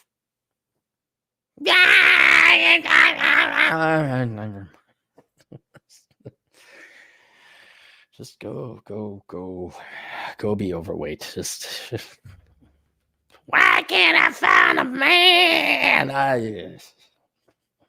I don't even care. No. Got it. You hate us? Don't want to help out? Got it. We're just going to, basically retreat to video games and porn. Or, as I predicted about 10 years, you can see a doubling of the male suicide rate. I think when the millennial men get older and realize that they had been completely fucked and lied to by leftists and feminists predominantly, they are going to off themselves in record numbers.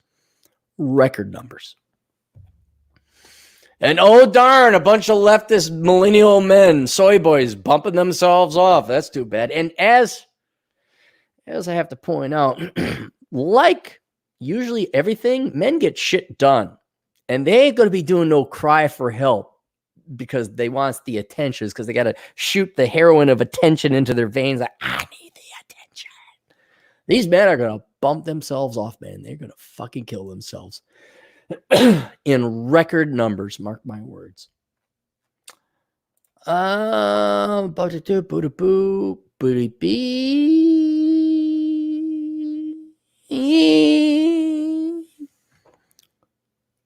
Think we got academiccomposition.com. Go to academiccomposition.com where Alex and his I got to contact Alex and ask him about how Coronachan has affected his business. I think it's only been a boom to him because he writes papers for students. Well, he doesn't. His staff does. But if you are because it's all online, how the hell did they prove they even write anything anymore? A lot of people nowadays, the doctorates, the professors don't care because that's how they got their master's. Oh, there's a ton of when I was talking to Alex. He's like, oh yeah, there's a bunch of doctoral people that just like pay other people to do their degree, which is brilliant.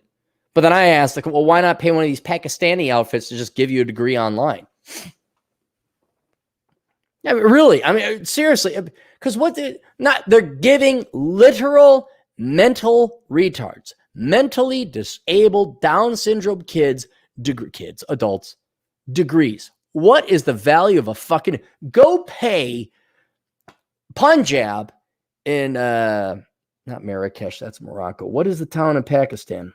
Islamabad? Is that it? Pay Punjab $500.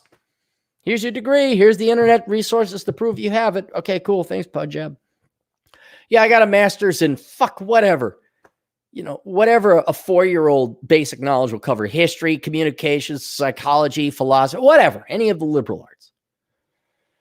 But if you're in school and you don't want to deal with your fucking bullshit liberal arts, Marxist studies, white men suck, men suck, do you have a penis, don't care what color it is, we hate you anyway because vagina studies, go to academiccomposition.com and have Alex and his team of writing staff write the papers for you. And then go have fun. Go learn to smoke tobacco. Go learn to smoke a pipe or a cigar. Not into hookahs. I can appreciate, I get the hookahs. The flavor, it's more the environment.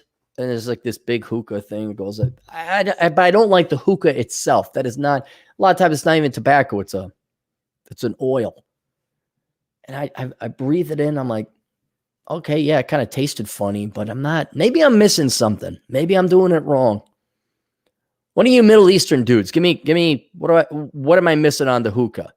Or is it just not my thing? Because it looks like everybody's having fun. You go to a Greek restaurant or any kind of Middle Eastern restaurant. Oh, we got the hookah lounge. I'm like, okay. Looks like people are having fun. But it tastes like mint. Give me a full Maduro cigar.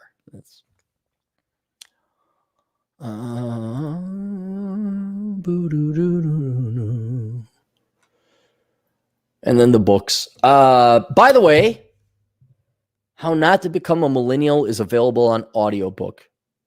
Vince has informed me. He said, hey, it's up. I'm like, cool. So now, because I'm in charge of marketing, now we can do the full advertising. Now I can start dropping some money on that. Sold pretty good with limited advertising. Oh, Better Bachelor. That's what I was going to mention. I paid him a little bit of money running an ad. But check out betterbachelor.com. I'm sorry, Better Bachelor on YouTube, not betterbachelor.com. Jeez, I got the burps again. Ugh. Just trying to be thorough. So, How Not to Become a Millennial, available on paperback, Kindle, and Audible now. I know a lot of you like me are not interested in it. It was interesting to look at sales because you could tell younger people are buying it because no one buys paperback. Everyone's buying Kindle. So the Kindle ranking's really high and the paperback is, it's good. I mean, it's all right. But I'm curious what the audiobook is going to do. So for those of you who are waiting on the audiobook, there you go. And then finally, so far, let me copy and put this in the chat room. Zazzle. I have a merch account with Zazzle. And I only have one image up. I only have one product up. It's a mug that says it's just the flu. And this is like kind of my trial balloon to see if Zazzle's going to get all PC with me, if they have a bunch of Karens in there. Do you have an editing or a content editing department? Do you have a content department? Oh, I see. So that's why you got to charge $18 for a coffee mug, because you got to pay the salaries of a bunch of Nazi fucking Karens. I don't like it. So far, that mug is sold. And I think also, hang on, it's in the chat room. Let me see if I got another one. Happy mugs, Cappy's Corner. Do I have a Coronachan mug up? There's a Clary podcast mug up as well. Oh, where did I send the? Well, this is the problem. Like, I have to go through 3 separate merch accounts and 3 different logins and new usernames. And it'd just be nice if there was one place I could just sell all my shit. But no, you guys got to You gotta just fuck with shit. So it can't be simple. But anyway, so you can get a mug there. The Coronachan mug, where was that? Was it Zazzle? Wait a minute. Redbubble. Maybe it was Redbubble. Let's take a look at this. Redbubble. Aaron Clearing. Maybe I can find it. It's on Twitter. Okay. You're off limits, people. Cappy. Hang on, let me try this.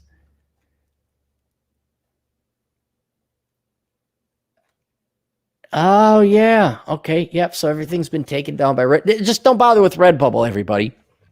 If you want to have an independent thought, you want something clever, not even independent-minded, just clever, don't go to Redbubble. It'll get taken down. Hey, a cat hanging on a clothesline, hang in there. Oh, they'll sell that shit all day. But something edgy, something funny, no. All right. So that is that. We did all that. I plugged all you fucking whores. Boo. There's a, all right. Let's get back to the super chats real quick. Clean that up. Steven Ochoa, $2. Check out Megas XLR. Good show. I'm going to write that down.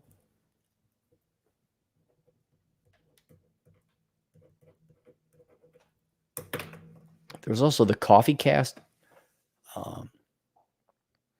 Napier sent that to me. So go check this out. And I go to the site. No place to download MP3s. Subscribe to podcast out. Fuck you. Where's the fucking MP3s? I want the fucking MP3s. Aaron, you don't understand. See, the millennials and Gen Zers, they just want it delivered to their dad. No, I want the MP3. So that when I travel out in the middle of nowhere and I'm hiking in the middle of nowhere, I don't need an internet connection. I have the file. But Aaron, most millennials just stay at home and watch TV and jerk off to porn. Good for them. Wisco Nomad, $2. Rex for places in the U.S. for dispersed camping recommendations. Could you just drop the extra quarter so you could spell recommendations? What is dispersed camping? Like you're just out? Montana? During summer, you can't do it during winter. Arizona during winter.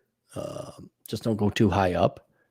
Go where the people aren't. Look at a light map. Search light map United States at night, and you'll see where all the people are. And go where it's all the black areas. Like North Korea and South Korea. Oh, it's so funny. Socialism kills so many of its own kind. Oh, that's great. Nonstop Dre. Whoa. Hang on. Nonstop Dre for $10. Whoa, Dre, you're getting pricey here. Were you in the Air Force now? If you had a lot like 100 billion, would you rather do good, advance society, but be remembered as a villain and get massive backlash, or do harm and sell lies, but remembered as a hero and live in peace? What I would do, Dre, and this is what I am going to do with Operation Evil, is I will, once my works, I won't say what they are passed through my will to separate legal entities, either trusts, corporations, or individuals, and I'm no longer attached to it, there will be like a time capsule that I will release. Well, I'll be dead, but it will release long after I'm dead, saying everything I wrote was bullshit. And the interesting philosophical point that you bring up is like, what kind of legacy do you want to be remembered as a good guy, or do you want to be, the villain? Then in hindsight, oh wow, he's a really bad guy. It's very selfish, but at the same time, it's not, because you only have your own life. And I've tried. It's kind of like the MGTOW thing. You got these 18-year-old virgins who never asked a girl, "Yeah, fuck bitches." It's like, dude, did you ask them out? Did you go through the trials and tribulations? Did you get shot down? Were you treated poorly by women? Or are you just going to like completely dismiss them all? Which I think is cowardly and unfair. It's the same thing with your legacy and your works and what you want to put forth in life. I tried my motherfucking best. I have an established canon of work with, if anything else, behind the housing crash. Like, I tried to stop it. I went through fucking hell with boomer bosses and boomer bankers where I'm like, this isn't going to get paid back. And the fucking shit that I had. I tried. I was a good guy. But society, through its voting, its decisions, its culture, its choices, has made being good impossible. And I would claim that that makes society evil. And I have every right to rape these motherfuckers and destroy them and sell them the poison. Like Oprah, I just want to become Oprah. Maybe not the billions of, I'll take the billions of dollars too, but she did it out of naivete. She actually thought she was helping people. I'm smarter than Oprah. I know it's bullshit. I want that money.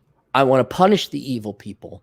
And then for any future generations that are smart enough, intellectually honest, like maybe they wake the fuck up, they go through a Great Depression, there's a war, like, oh shit, what is wisdom? I say, hey, future people, here's my time capsule. I mean, we could even use this video as an example. Maybe people cite it later on in view. I lied to those motherfuckers because they wouldn't listen. I made billions of dollars off of their dumbasses. Now, if you want to be miserable, if you want to keep, like the black community, kicking at the football that Lucy's going to pull out from underneath you and live in poverty for generation after generation after generation, you want to blame the Jews, the males, the white men, instead of taking ownership, fine, go ahead. Those people can be converted into cattle and profited off of. But if you want this one point in your only life, you're here, and then you're snuffed out. Boop. That's it. That's everyone's life in the grand scheme of the universe. Even that's too damn long. That's 1,000 years. But if you don't want to piss away your one shot here, don't do what those assholes did. And look how I masterfully manipulated them, destroyed their lives, and profited off of them at the same time. I told women that big is beautiful. I told women that you should love the government and the state and your career and not your husband, your children, or your fellow man. And I don't mean masculine men. I mean human. And they paid me. Look at those. I want to be P.T. Barnum. There's a sucker born every minute, but by God, I think there's like 1,000 suckers born every second now. And look, I'm on a pillory him. I want to hold him up as an example. Say, here, anyone in the future that wants to learn about what the point and purpose of life is, here we go, right here. Look at this. I sold a book, and all the strong independent women bought it, and they went in even more debt because I told them to. Look at these idiots. Here, see that girl from New York? She bought $3,000 shoes from Jimmy Choo. Look at this fucking idiot. Look at this moron. I made $2,500 selling her that shoe that cost $10 in China to make. She paid it. Look at that. That's what I want. So, and I've thought about this because I am going to die. There is going to be a time capsule. There will be, after I do Operation Evil and I've conducted all my works and I've sent that poison out into the world, and women and men are just eating that shit up. A generation or two from now, when you've had 2 generations of Spencers, lonely, pissed off, aged women, bunch of soy boys who thought it, then I'm like, oh yeah, remember that book? Remember that product? Remember that thing you could not wait to give me the money for? And you sang my praises, thought I was God himself, and it destroyed. Yeah, I fucked you. I just fucked you. Not only did I take all your money, I fucked your life up because you wanted to. It wasn't me fucking it up. I just gave you the excuse. You were a lazy, worthless, degenerate piece of shit. You believe the lie. You believe that your prince is just around the corner and you deserve the best. You go, girl. Now, of course, men are going to sell lies to men too, but women are just bigger consumers of lies. They believe it. What are they going to do? The products, the IPs, the intellectual property will be under another name, another LLC, because I'll be long dead. What are you going to do? Beat up my corpse?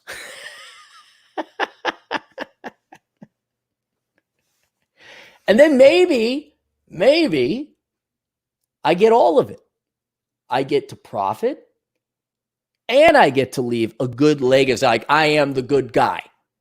Because right now I'm not the good guy. Oh, I'm an evil, racist, sexist, homo. All these women, I'm trying to like go to STEM, stay in shape, have a happy life, be successful, close the wage gap, make the money.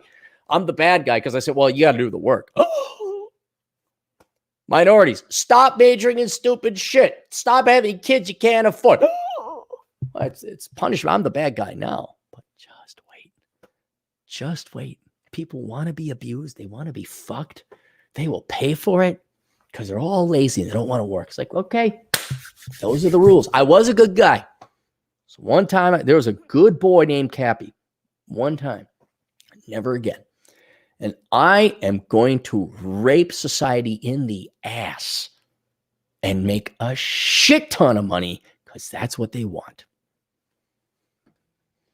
And then after I'm long gone and not even sentient, I mean, it's academic at that point.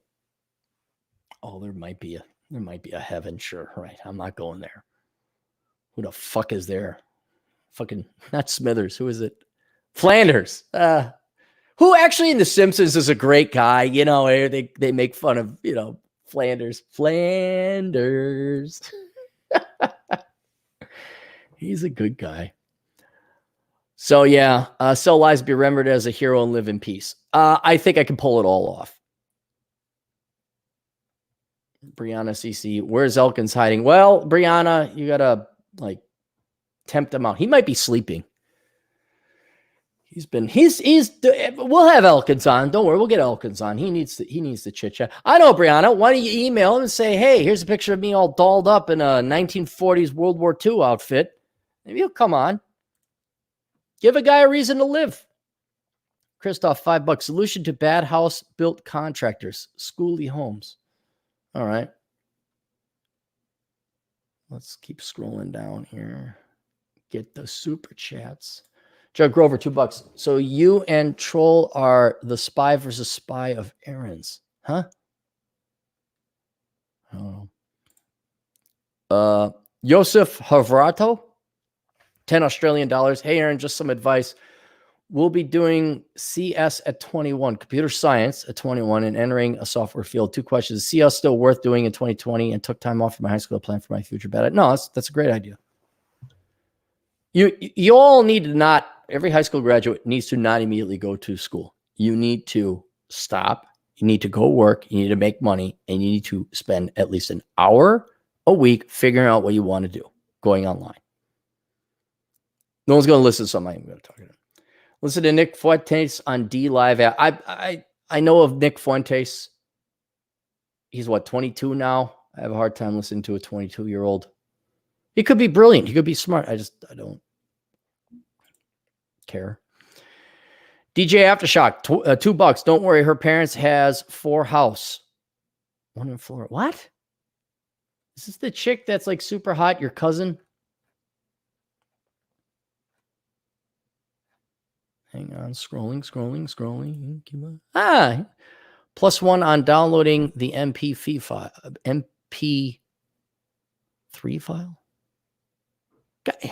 God, what does this mean, guys?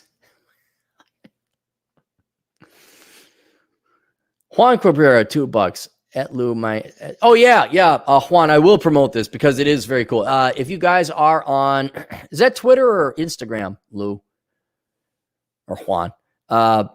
Go on Instagram and follow Juan's San Francisco pictures because he lives in San Francisco and he's just taking pictures of all these fucking degenerate loser psychopaths, people shit in the streets, girls singing and dancing in the middle of the street, yelling at people.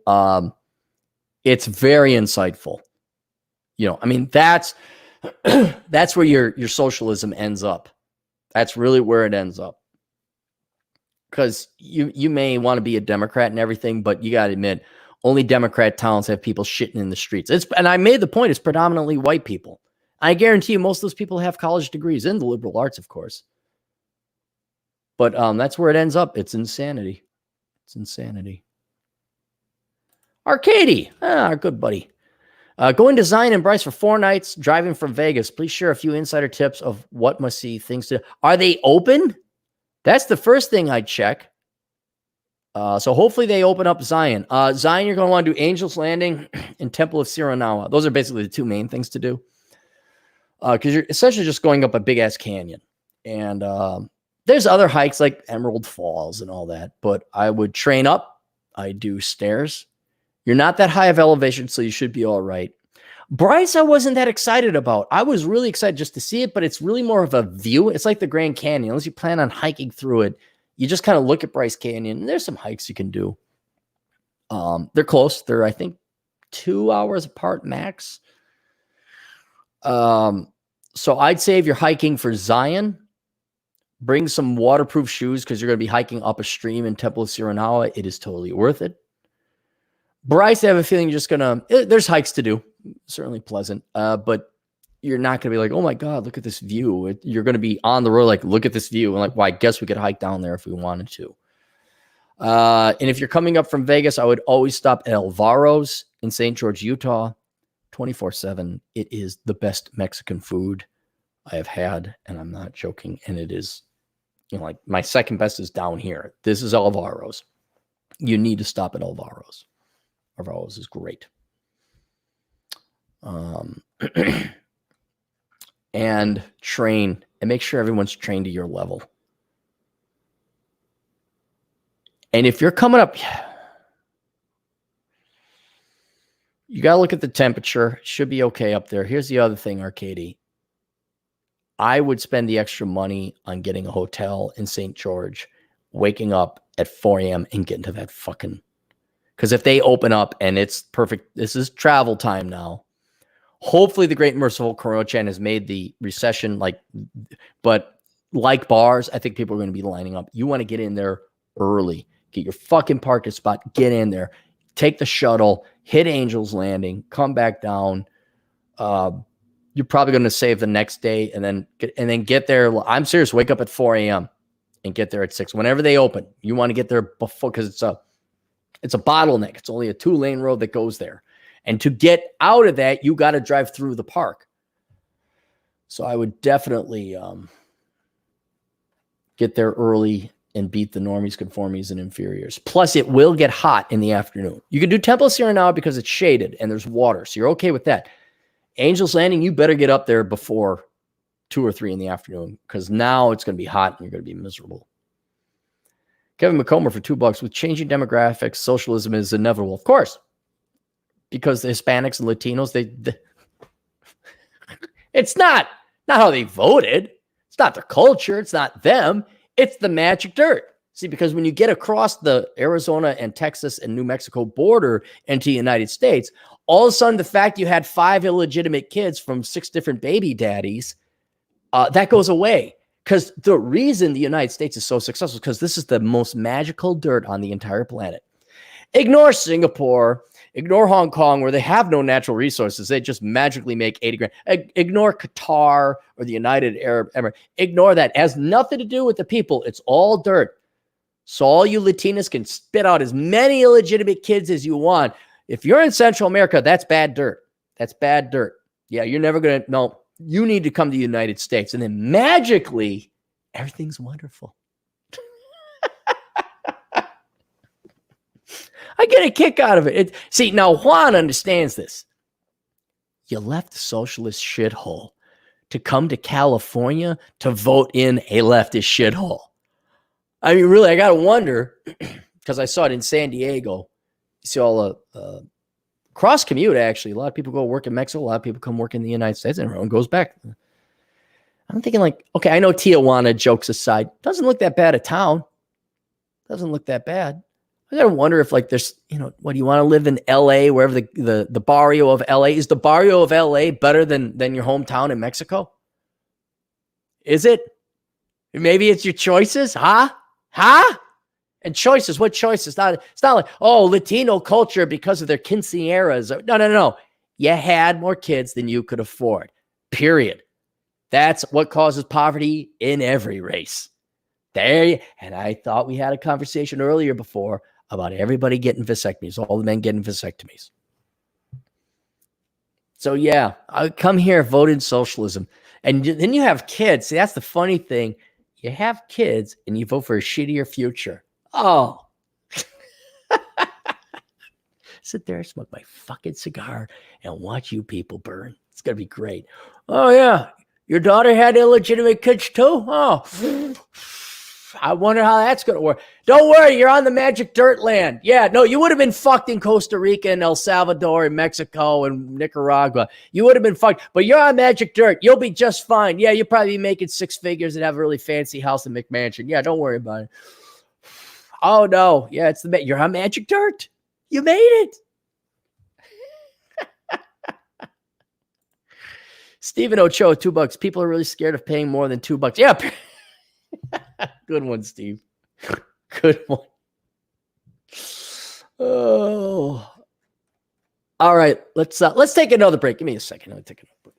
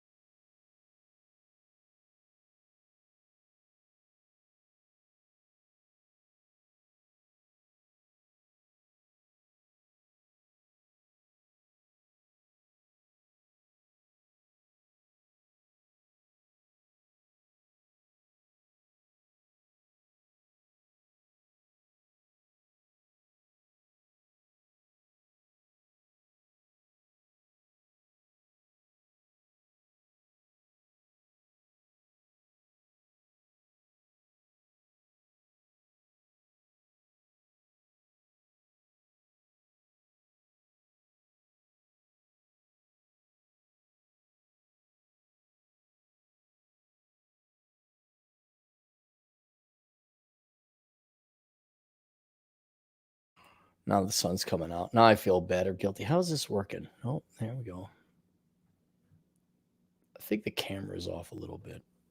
No, yeah, all right.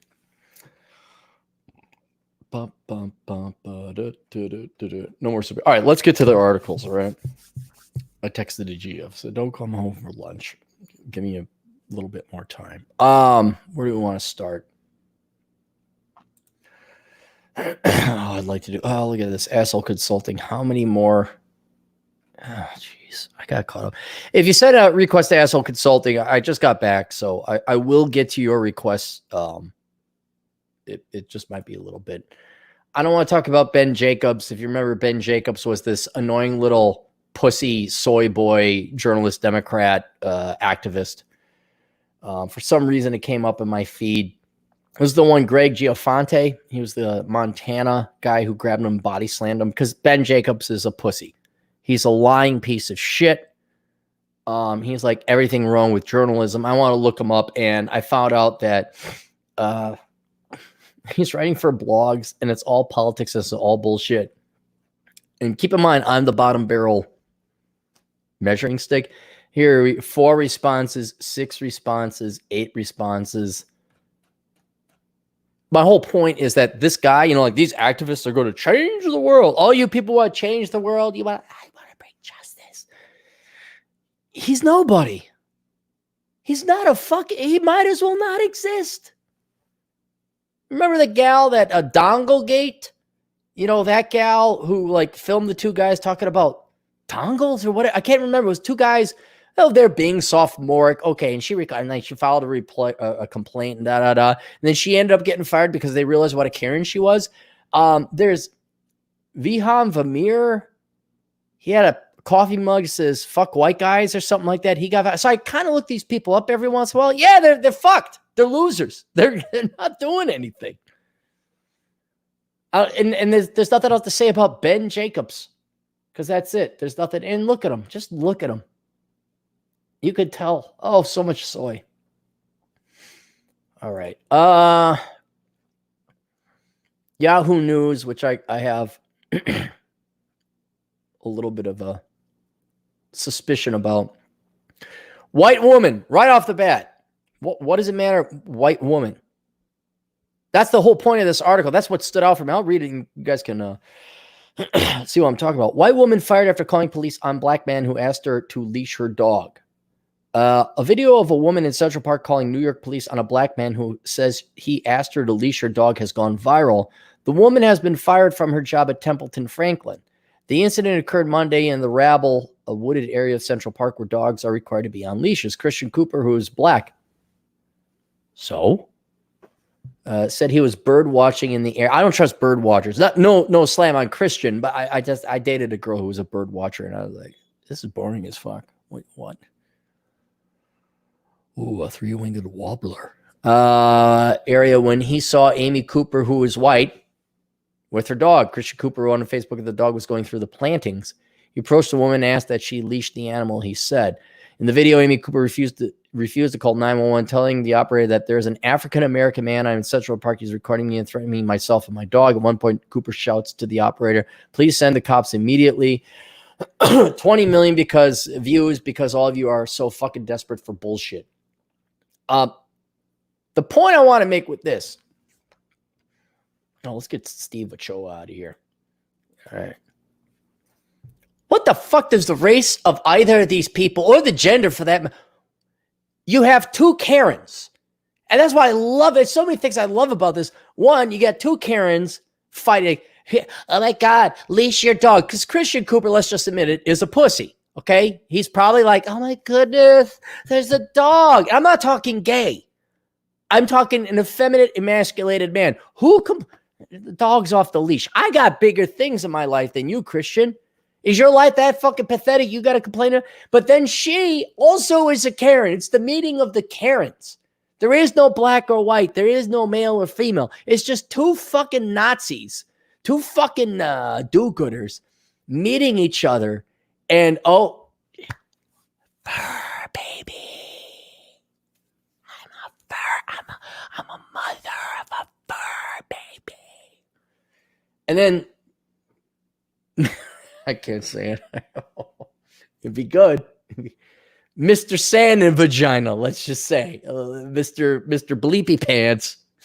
There's a dog off on the leash. Holy shit, Christian. You better say something. Oh my God, a dog off a leash. And it's just like, it's like the communists and the Nazis fighting each other in World War II. Like, sit this one out. Supply arms to both of you people. Maybe you kill each other. And the world's better off without Christian or Amy. But then the main point is the media. In the title, white woman, black man. What the fuck? That has nothing to do with it. Two douchebags. How about that? Two Karens. That's what this is. How is this news? And so many angles. This has made national headlines. This is when I log out of my Yahoo email account. I got to see. Bitch in Central Park complains that another bitch in Central Park doesn't have dog on leash. Weather at 6.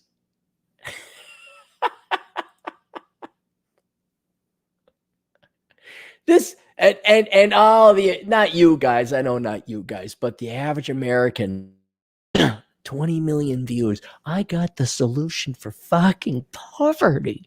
It's in our hands. We can do it in a week. Well, we couldn't do it in a week. We'd have to. I don't know what the capacity is for the vasectomy industry. But we could, in a year, all men get vasectomies. We end poverty. I'm deadly serious about that, guys. We get it. Nope. Black woman. No, not black. White woman with dog has fracas or a fracas with black man without dog. Oh my God, I got to call the 911s. And that gets 20 million. Hang on. Let me show you something here, guys. So here's this book. You read this book, you'll never be in poverty. I'm sorry, I take that back. If you read this book and you do what's fucking said in the book, you will not be poor. Maybe you won't be rich, but you won't be poor. Here is the solution to black poverty. How many trillions of dollars and fucking trillions of human hours have gone to try and solve this problem? Here it is right now. It's not that even thick of a book. I think 180 pages maybe. Here it is.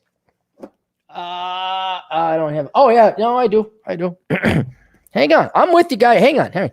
Here we go. Here is the solution to the education bubble for 10 fucking bucks. And here is, holy shit, look what happened to the millennials. Let's never do that. We can do trillions of dollars of economic. We can stop it. We can stop it, guys.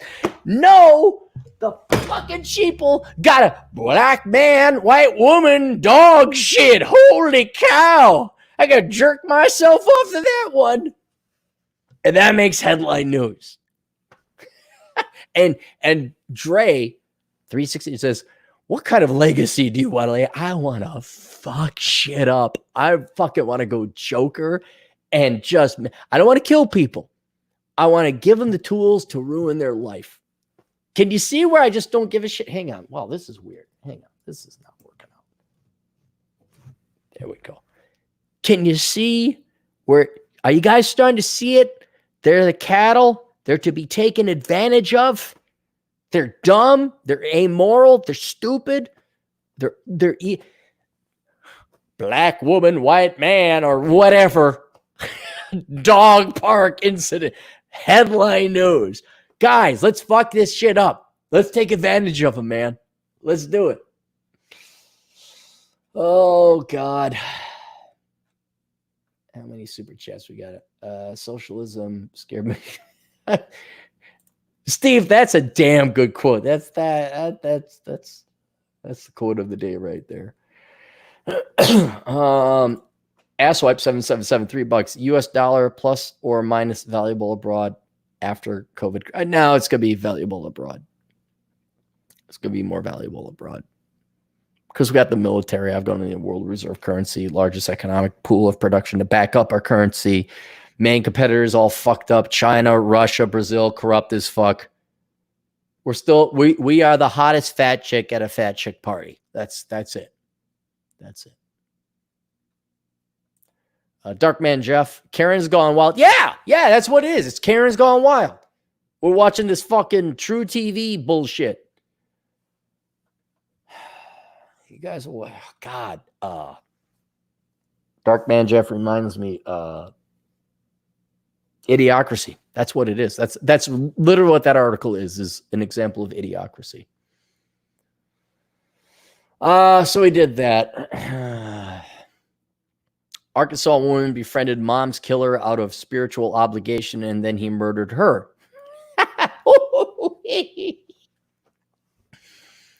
Martha McKay was kind of Travis Lewis, who was convicted and released after he killed her mother and cousin in 1996. But you liberal white women just got to prove how virtue signal you are because Travis Lewis was a black man.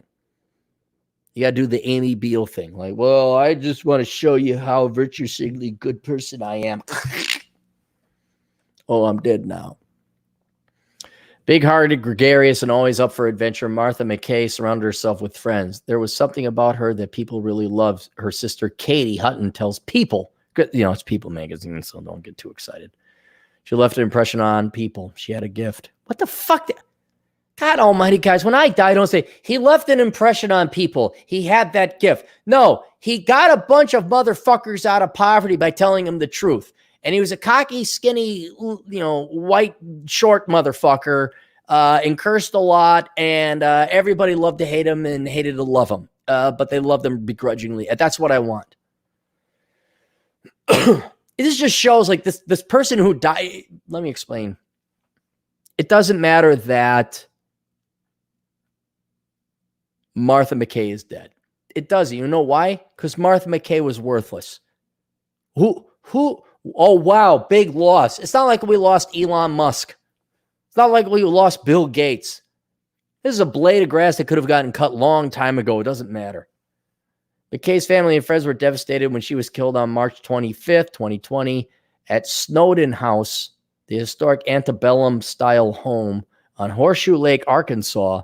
She bought from her family in 2004, restored and reopened as a luxury bed and breakfast. Oh, my God.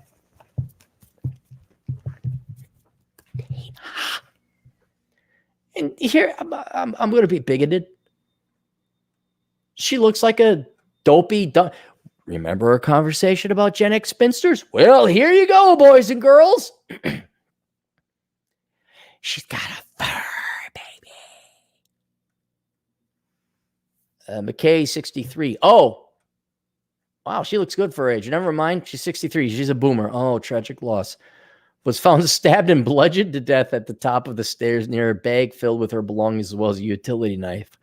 Authorities were shocked when they pulled the body of her killer out of the lake. He jumped in. Authorities were shocked when they pulled the body of her killer out of the lake.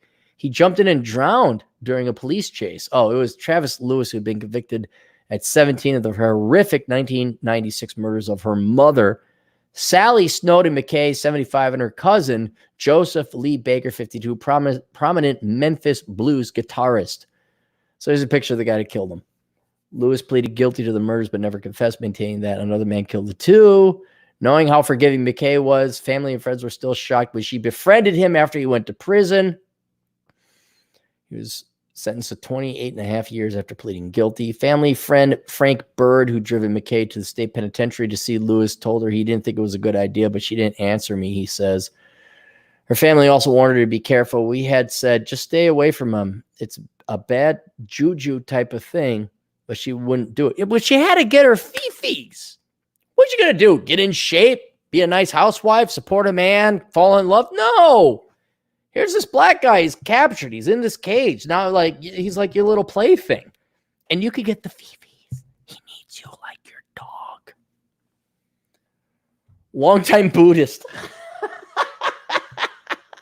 Anything but work, eh, ladies? You got your spirit crystals. You got Rob Says at robsays.net. Read your fucking poem for you.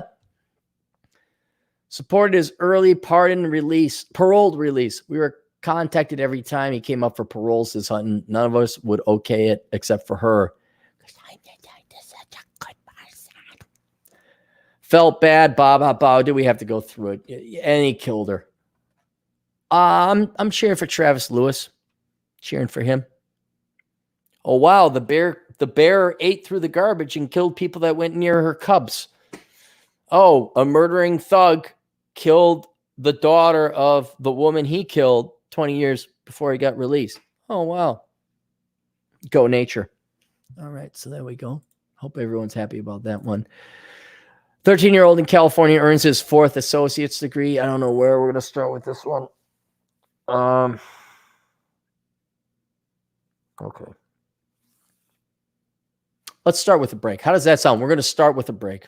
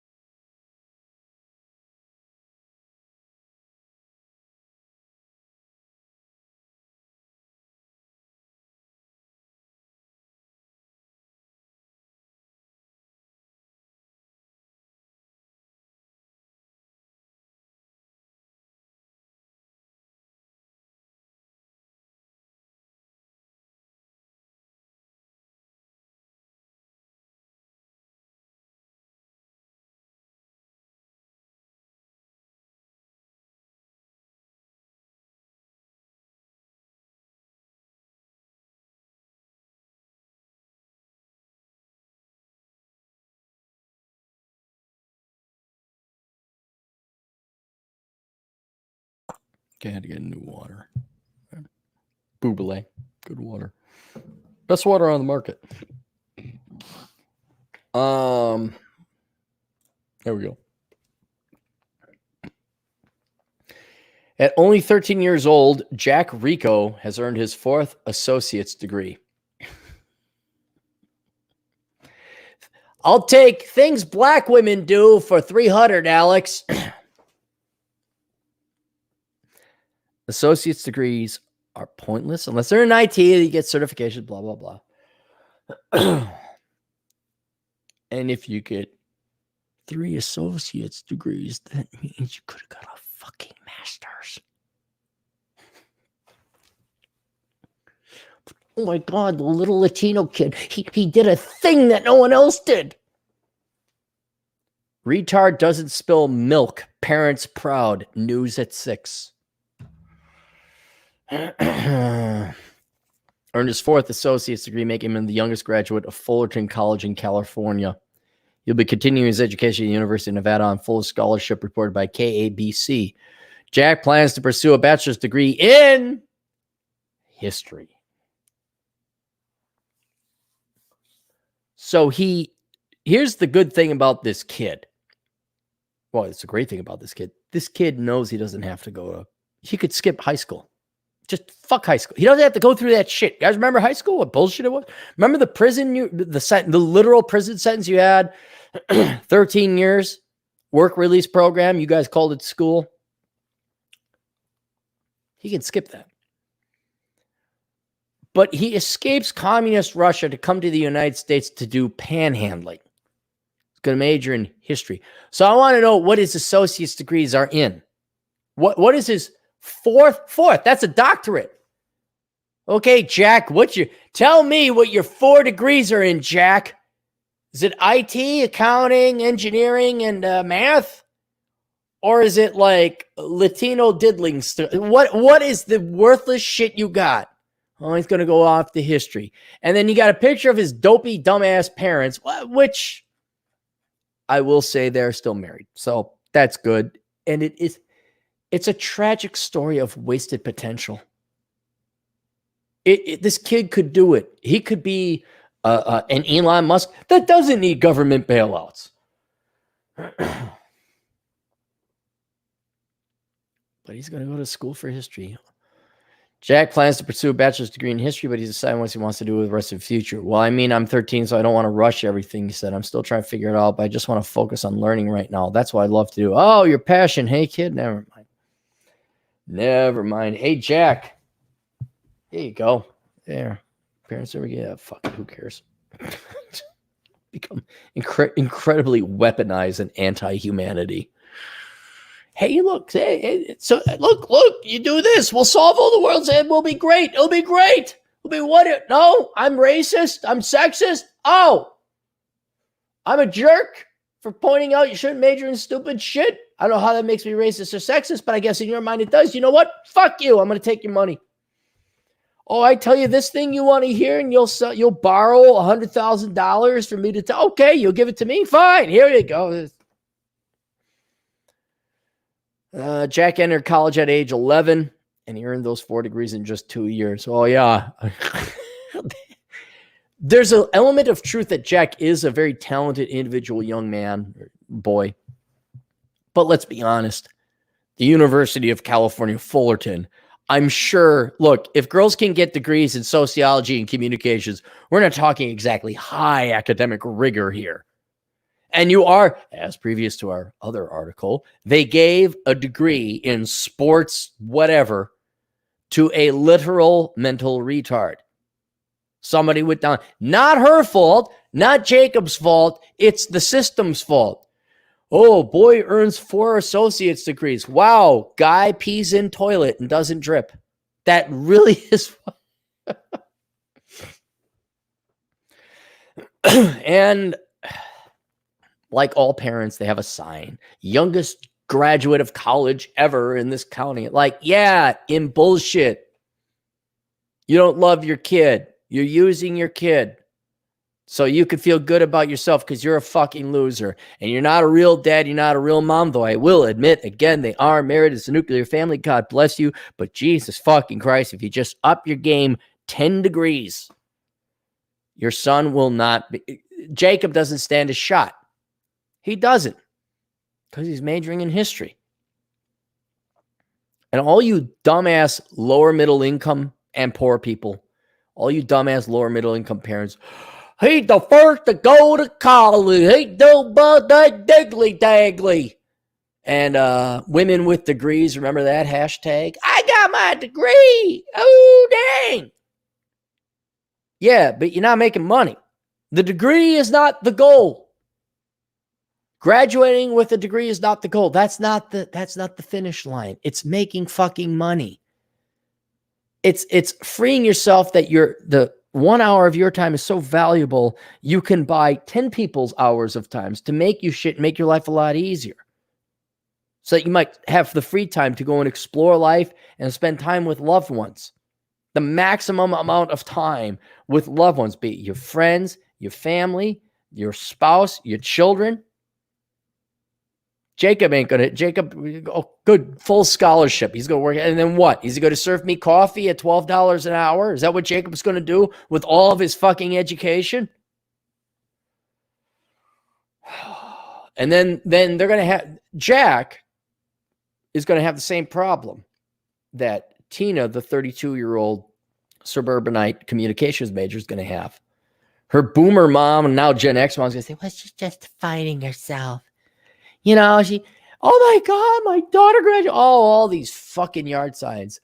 Go Billy, go Rachel, go Amy, go Madison graduating. Oh, you're graduating from high school like you have a pulse. And then they're going to graduate from college. Oh my God.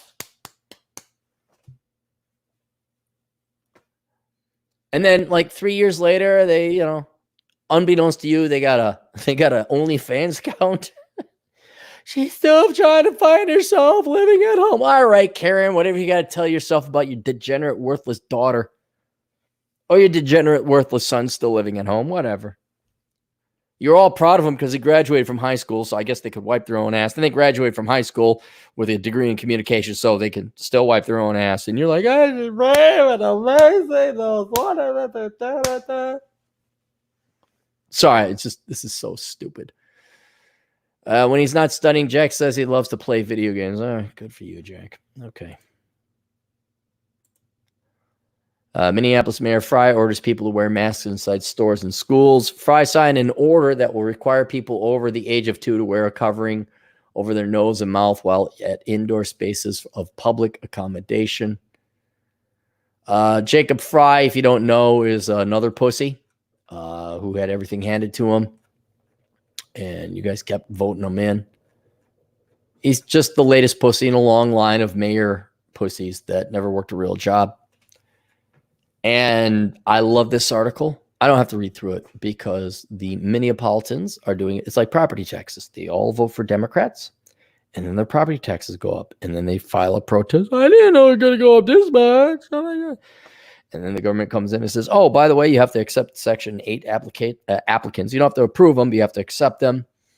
Oh, by the way, we're not doing single-family homes anymore. Everything has to be apartment, and everything has to have a certain amount of lower income, affordable housing. So you do live in a communist micronation. If you're in this, it's an HOA. It's a communist HOA. I'm not saying that to be edgy or cute or funny or to make a point. I'm pointing it out because it's true. If you live in Minneapolis, you are in a communist HOA. You do not own your property. And now if you want to go to Minneapolis, I don't know why you would. There's no reason to go to Minneapolis. And I don't say that like, ain't no reason. There isn't. There really isn't any reason to go to Minneapolis. There's not. St. Paul, still pretty cool stuff to go in. Even though Melvin Foster is also a pussy. Never worked a real job in his life. You got the twin pussies. You got Melvin and you got Fry. And I don't know, maybe they have gay sex. I don't know. Maybe they lick each other's pussies. I don't know. But Minneapolis is always more left than St. Paul. And now if you want to go to the Twin Cities, you got to have a mask.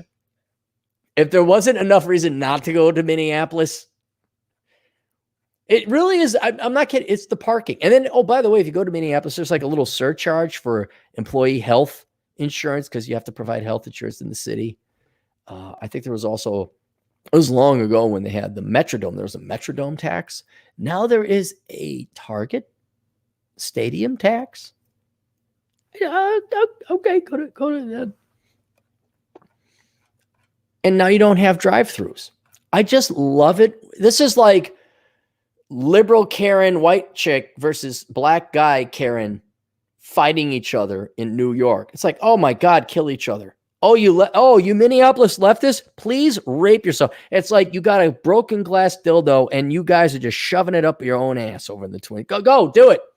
Do it, Minneapolis.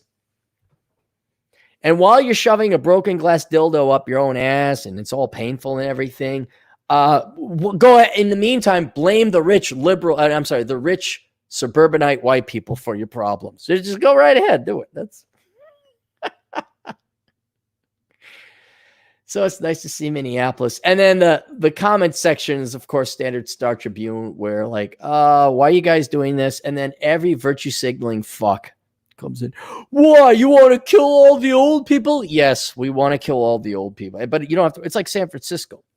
You go to San Francisco, people, the liberal white people in San Francisco, be thankful you have a home. It's like, dude, there's shit in front of your house. I'm thankful I have a home. Look how good virtue signaling I am. Have fun with hepatitis. On the opposite side of the spectrum, would you guys like some good news? Pandemic won't stop rally goers from coming. Sturgis mayor says, there we go. There, that's my team. That's my state. Governor Nome, Nummy Nome, as I like to call her, because she's a beautiful woman. And I would murder puppies to play with her boobs. Sorry, I'm getting a little too crass now. Mayor Mark Karstensen said, regardless of the coronavirus pandemic, motorcyclists will come to the Black Hills in August for the 80th Sturgis rally, whether the city hosts it or not. Currently, as we speak, there's tourism coming to the Black Hills. There's tourism coming to Sturgis. They're coming from out of state, he said Thursday on a Facebook video. People are coming as we speak, and I truly believe that whatever decision is made June 15th by the Sturgis City Council, there are still people coming to the rally. Stop them. And God bless you. And we don't have to read through the whole thing. You want to know that the difference is that South Dakotans, and especially motorcycle riders and Sturgis rally goers, are not pussies. Again, I don't know if Mark Fry and Melvin Carter or Foster, whatever his name is, can raise themselves up from licking each other's pussies to respond to this. They're just too busy eating each other out. It's gross. It's disgusting. But here's somebody who actually, they're not pussies. They're manly. We're going to have the fucking rally. And I'm going to bet, because Sturgis is a little bit older, there's going to be some at-risk group people there. They are getting older. These Sturgis motorcycle rally guys are getting older. So there probably will be a little bit of a bump up in coronavirus deaths. But unlike all you Minneapolis pussies, these guys are dying standing on their feet riding their motorcycles. They are not living in fear. They're not walking around like the bunch of pussies are with your fucking masks on. It's like the little bit last bit of vestige of Americanism. Like, fuck the virus, we're doing it. You guys remember that? Americanism? Oh, that's right. You're all socialists sucking each other's pussies. And then you got the Twin Cities. Living in fear, cowering like the fucking cowards that you are. Have fun living in fear. We're going out with a bang. Aaron, how do you want to die? In the cleavage of a girl I'm banging. That's how I want to die. Not dying at a nursing home. Falling off a cliff I mismanaged or misnegotiated. How did he die? He fell from a plane. What happened? Oh, I got struck in midair, but he grabbed a piece. He was clung to this piece of plane debris, and he was trying to pilot it towards a lake, and he just missed it by 10 yards. Damn. How'd she die? Oh, stuck in her home. She got coronavirus anyway. But Mayor Fry came up from Melvin's pussy. He says, don't go out. Wear your fucking mask. He doesn't sound that way. And went back to Melvin's pussy. There's like zero chance they're going to listen, but I hope they do. So there you go. Professor wins $1.2 million defamation case against ex-lover who falsely accused him of rape with malice. That's good news. She previously made similar allegations against a dead ex-husband. But we got to believe all women. The womans. 3 years ago, Francesco Parisi beat charges that he anally raped his ex-lover. She had made progressively worse accusations against the University of Minnesota law professor. Oh, hey, Francesco. Are you like all Minnesota law professors and you advocate socialism and feminism? Oh, geez. Oh, geez. As they battled each other in court over Parisi's efforts to evict her from the studio he partitioned for her in his condo. Oh, no, you don't know. No. I wonder if she's like Blasey Ford, where she also was an academic. I wonder if there was a book ever written about how to avoid that from happening to you, to having your life. How fun was that for you, friend? Says Team Leftist, huh? Team Left?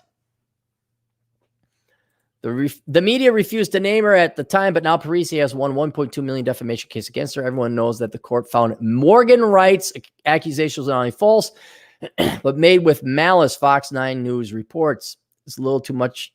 It's too little and much too late for Parisi, father of $5 above, whose reputation was destroyed, even as the justice system found zero problems with Wright's allegations.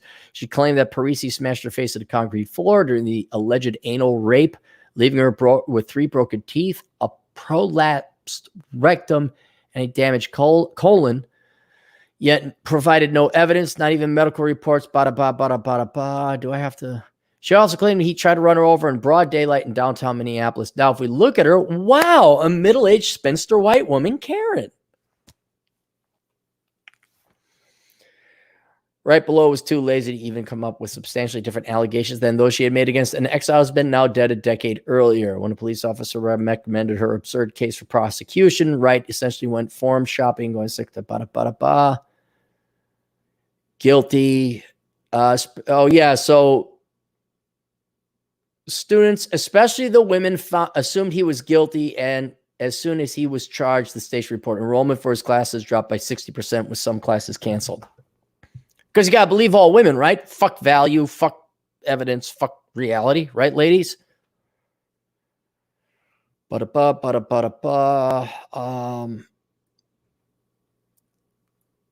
has also claimed her father was former UN Secretary Dag Hammarskjöld, who was a bachelor, likely gay, and died in a plague. All right, so she's crazy.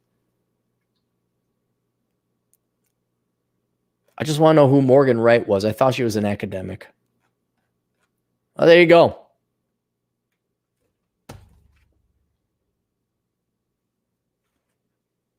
You know what? But this would take an hour to read and $10. I mean, don't get a vasectomy. Don't do, you know, you could play some video games in that time, right, guys?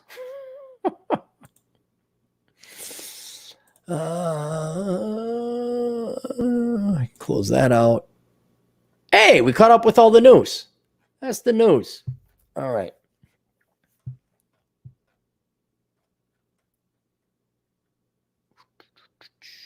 Hang on.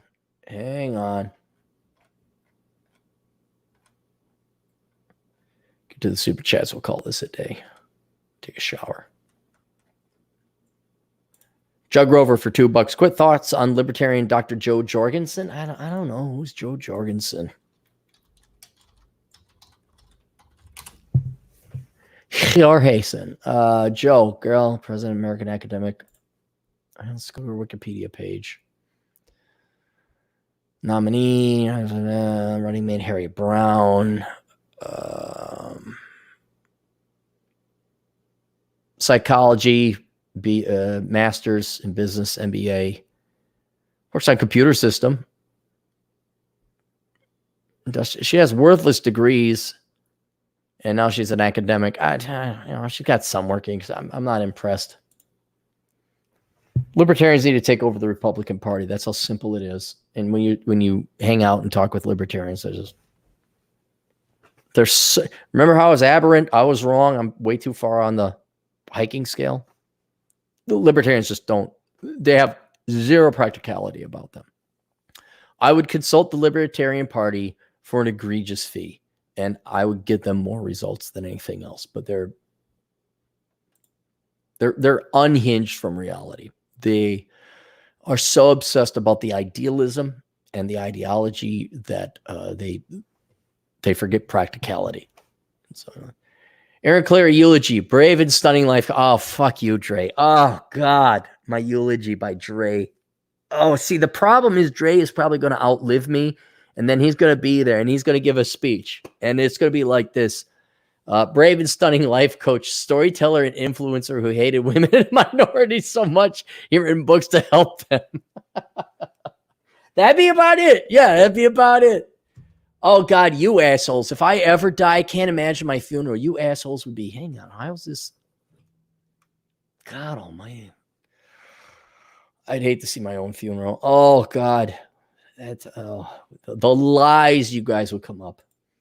Kevin McComber, $2. Tax rates are low relative to the past. No, you're factually wrong, Kevin. If you look at government spending as a percent of GDP, and you take out like World War I, World War II, where obviously everyone's going to war, it's at an all-time high. Especially now that we printed it off. I mean, I would even remove that all the money we've printed off for coronavirus. I would remove that because those are statistical outliers. But no, you're factually wrong. It's a savage commentary for $2. Thoughts on riots in Minneapolis? Enjoy the decline. What is it? Is it because of the guy who was unfairly, as far as I know, held down by the cops? Riots, Minneapolis. Well, hopefully they're all wearing their masks. Tear gas fired as officers in riot clash with Minneapolis protesters. Is it a bunch of white people protesting too? Virtue signaling? Continue. Oh, God, no, no. Black Lives Matter. Can I predict it? Protests. People that couldn't breathe for 7 minutes. Floyd died hours later. Yeah, no, it's so far looks like Floyd was right. Arrest for suspicion of forgery outside of Delhi. Custody incident. 46-year-old dead.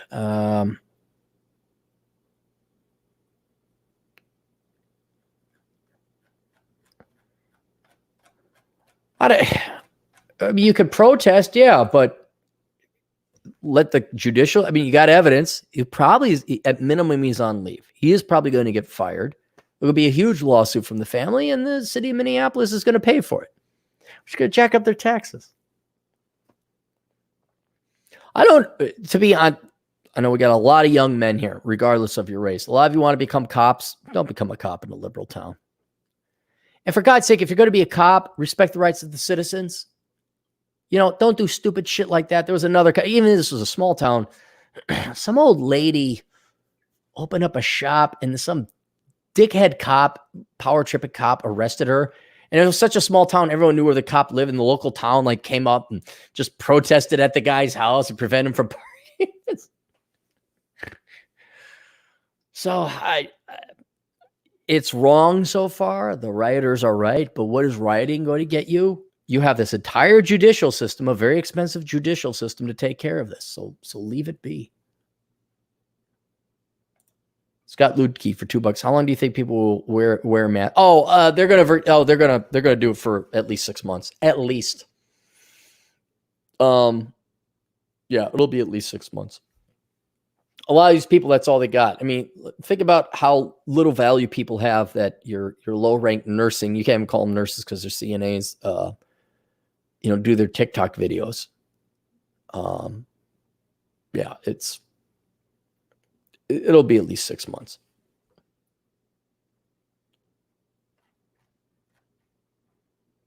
Judd Grover for $2. Aaron's headstone will read "Money Printer Go Burr." Probably I will. You know what? What little of my remains that aren't turned into diamonds, I'm going to be turning my ashes into diamonds, and they will be buried with the great Clary treasure with my silver and books and a thumb drive with all my greatest works, and I'll hide them.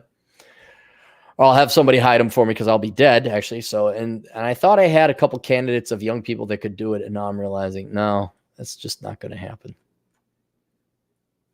That's it. All right. Tomorrow, ISO Consulting, I'll probably do some videos. Maybe I'll do some after the GF goes to work. Questions, answers, ISOconsulting.com. Get the books. Get some of my books. They'd be very good, especially this one, The Pence Principle. Get that. It's not my book, but this is written by a guy named Randy Bentwick. How Not to Become a Millennial is available on Audible book. And subscribe to the Older Brother podcast, the Older Brother channel. A lot of you oh, I didn't know you had it. Yeah, I have 2 channels. This one, it's Aaron Clary. Then I also have Older Brother on YouTube, who do the Older Brother podcast. They're not the same channel. A lot of you are like, I didn't know you're a podcast, like, because you're not subscribed to that channel. So go, search Older Brother on YouTube. You'll have that there. Kevin Macomber, just have black cops police black neighbors. No, they hate cops, period. And they'll give black cops, they hate black cops. They even hate them more because they're traitors. Yeah, look, guys, listen, again, doesn't matter what your race is. Don't babysit the shit leftist children, adult children of leftist major metropolitan areas. That's all you're doing is babysitting the shit. You're babysitting shitty leftist adult children. Fuck that shit. But if you're going to do it, also, regardless of where you are, you respect individuals' rights and you don't. 7 minutes. God, guys. Thoughts on your eulogy? I won't care. I'll be dead. I have enough established canon of work. People know what I'm about. I don't have to. That was one great thing about the cancer scare I had. I was like, well, I guess for a 44-year-old guy, I packed it in. I did more. I achieved more than 10 men do in their average life. I did a lot. And I don't know. I don't really care. Here's the other thing, Nonstop Trey. If I thought there was a chance that humanity was going to get its act together and we want to live forever, meaning we get off this rock, we go try to figure out how to terraform planets and make ourselves a infinite universal player in the grand scheme of universal history, then I'd have some kind of vested interest in humanity. Right now, it is all self-serving. Is how do I make the most money and make my existence on this planet as easy and enjoyable as possible? And it's basically fucking over your fellow man. But I have no moral problems with that because my fellow man is a fucking lazy parasitic douchebag. So it's like, all right. And as talked about before, I tried my best. I was a good guy at one time. And since you get punished, now it's very self-serving. So I don't care what's on my eulogy. I really don't care. No one's going to care. No one's going to care. All right, that's it. Questions, answers, AskConsulting.com. We'll see you guys later. Oh, God, Jesus. Dear great and merciful Coronachan, thank you for your non-sentient and zero fucks given truth. The teeth and threats that have been missing so much in the real world that are yet necessary for us to value life, acknowledge truth, and love our fellow man. May your nature continue to expose the evil and parasitic among us, the lazy and those that put themselves above all elders, our slave masters who have kept us enslaved, teachers who can be replaced by YouTube, and the stupid and unprepared who ride for toilet paper when there is none. Bless us, O great Coronachan, and reward us, specifically those of us who are smart enough to have a 1-month supply of toilet paper and who stocked up on 5.56 ammo as a matter of basic insurance policy. And may thine blessing come in the form of lower asset prices, less boomers, less traffic, cheap gas, and near-free airline flights. In thy name, Wuhan, Wuhan, amen. And by the way, before I forget, let me pull it up here. You can get an official Coronachan mug where it says, it's just the flu. I just put it in there. We have one final super chat, James Croc. Thoughts on upcoming native interest rates? It'll happen, I guess. What do you want? There's not enough economic growth to sop up and demand all this extra money.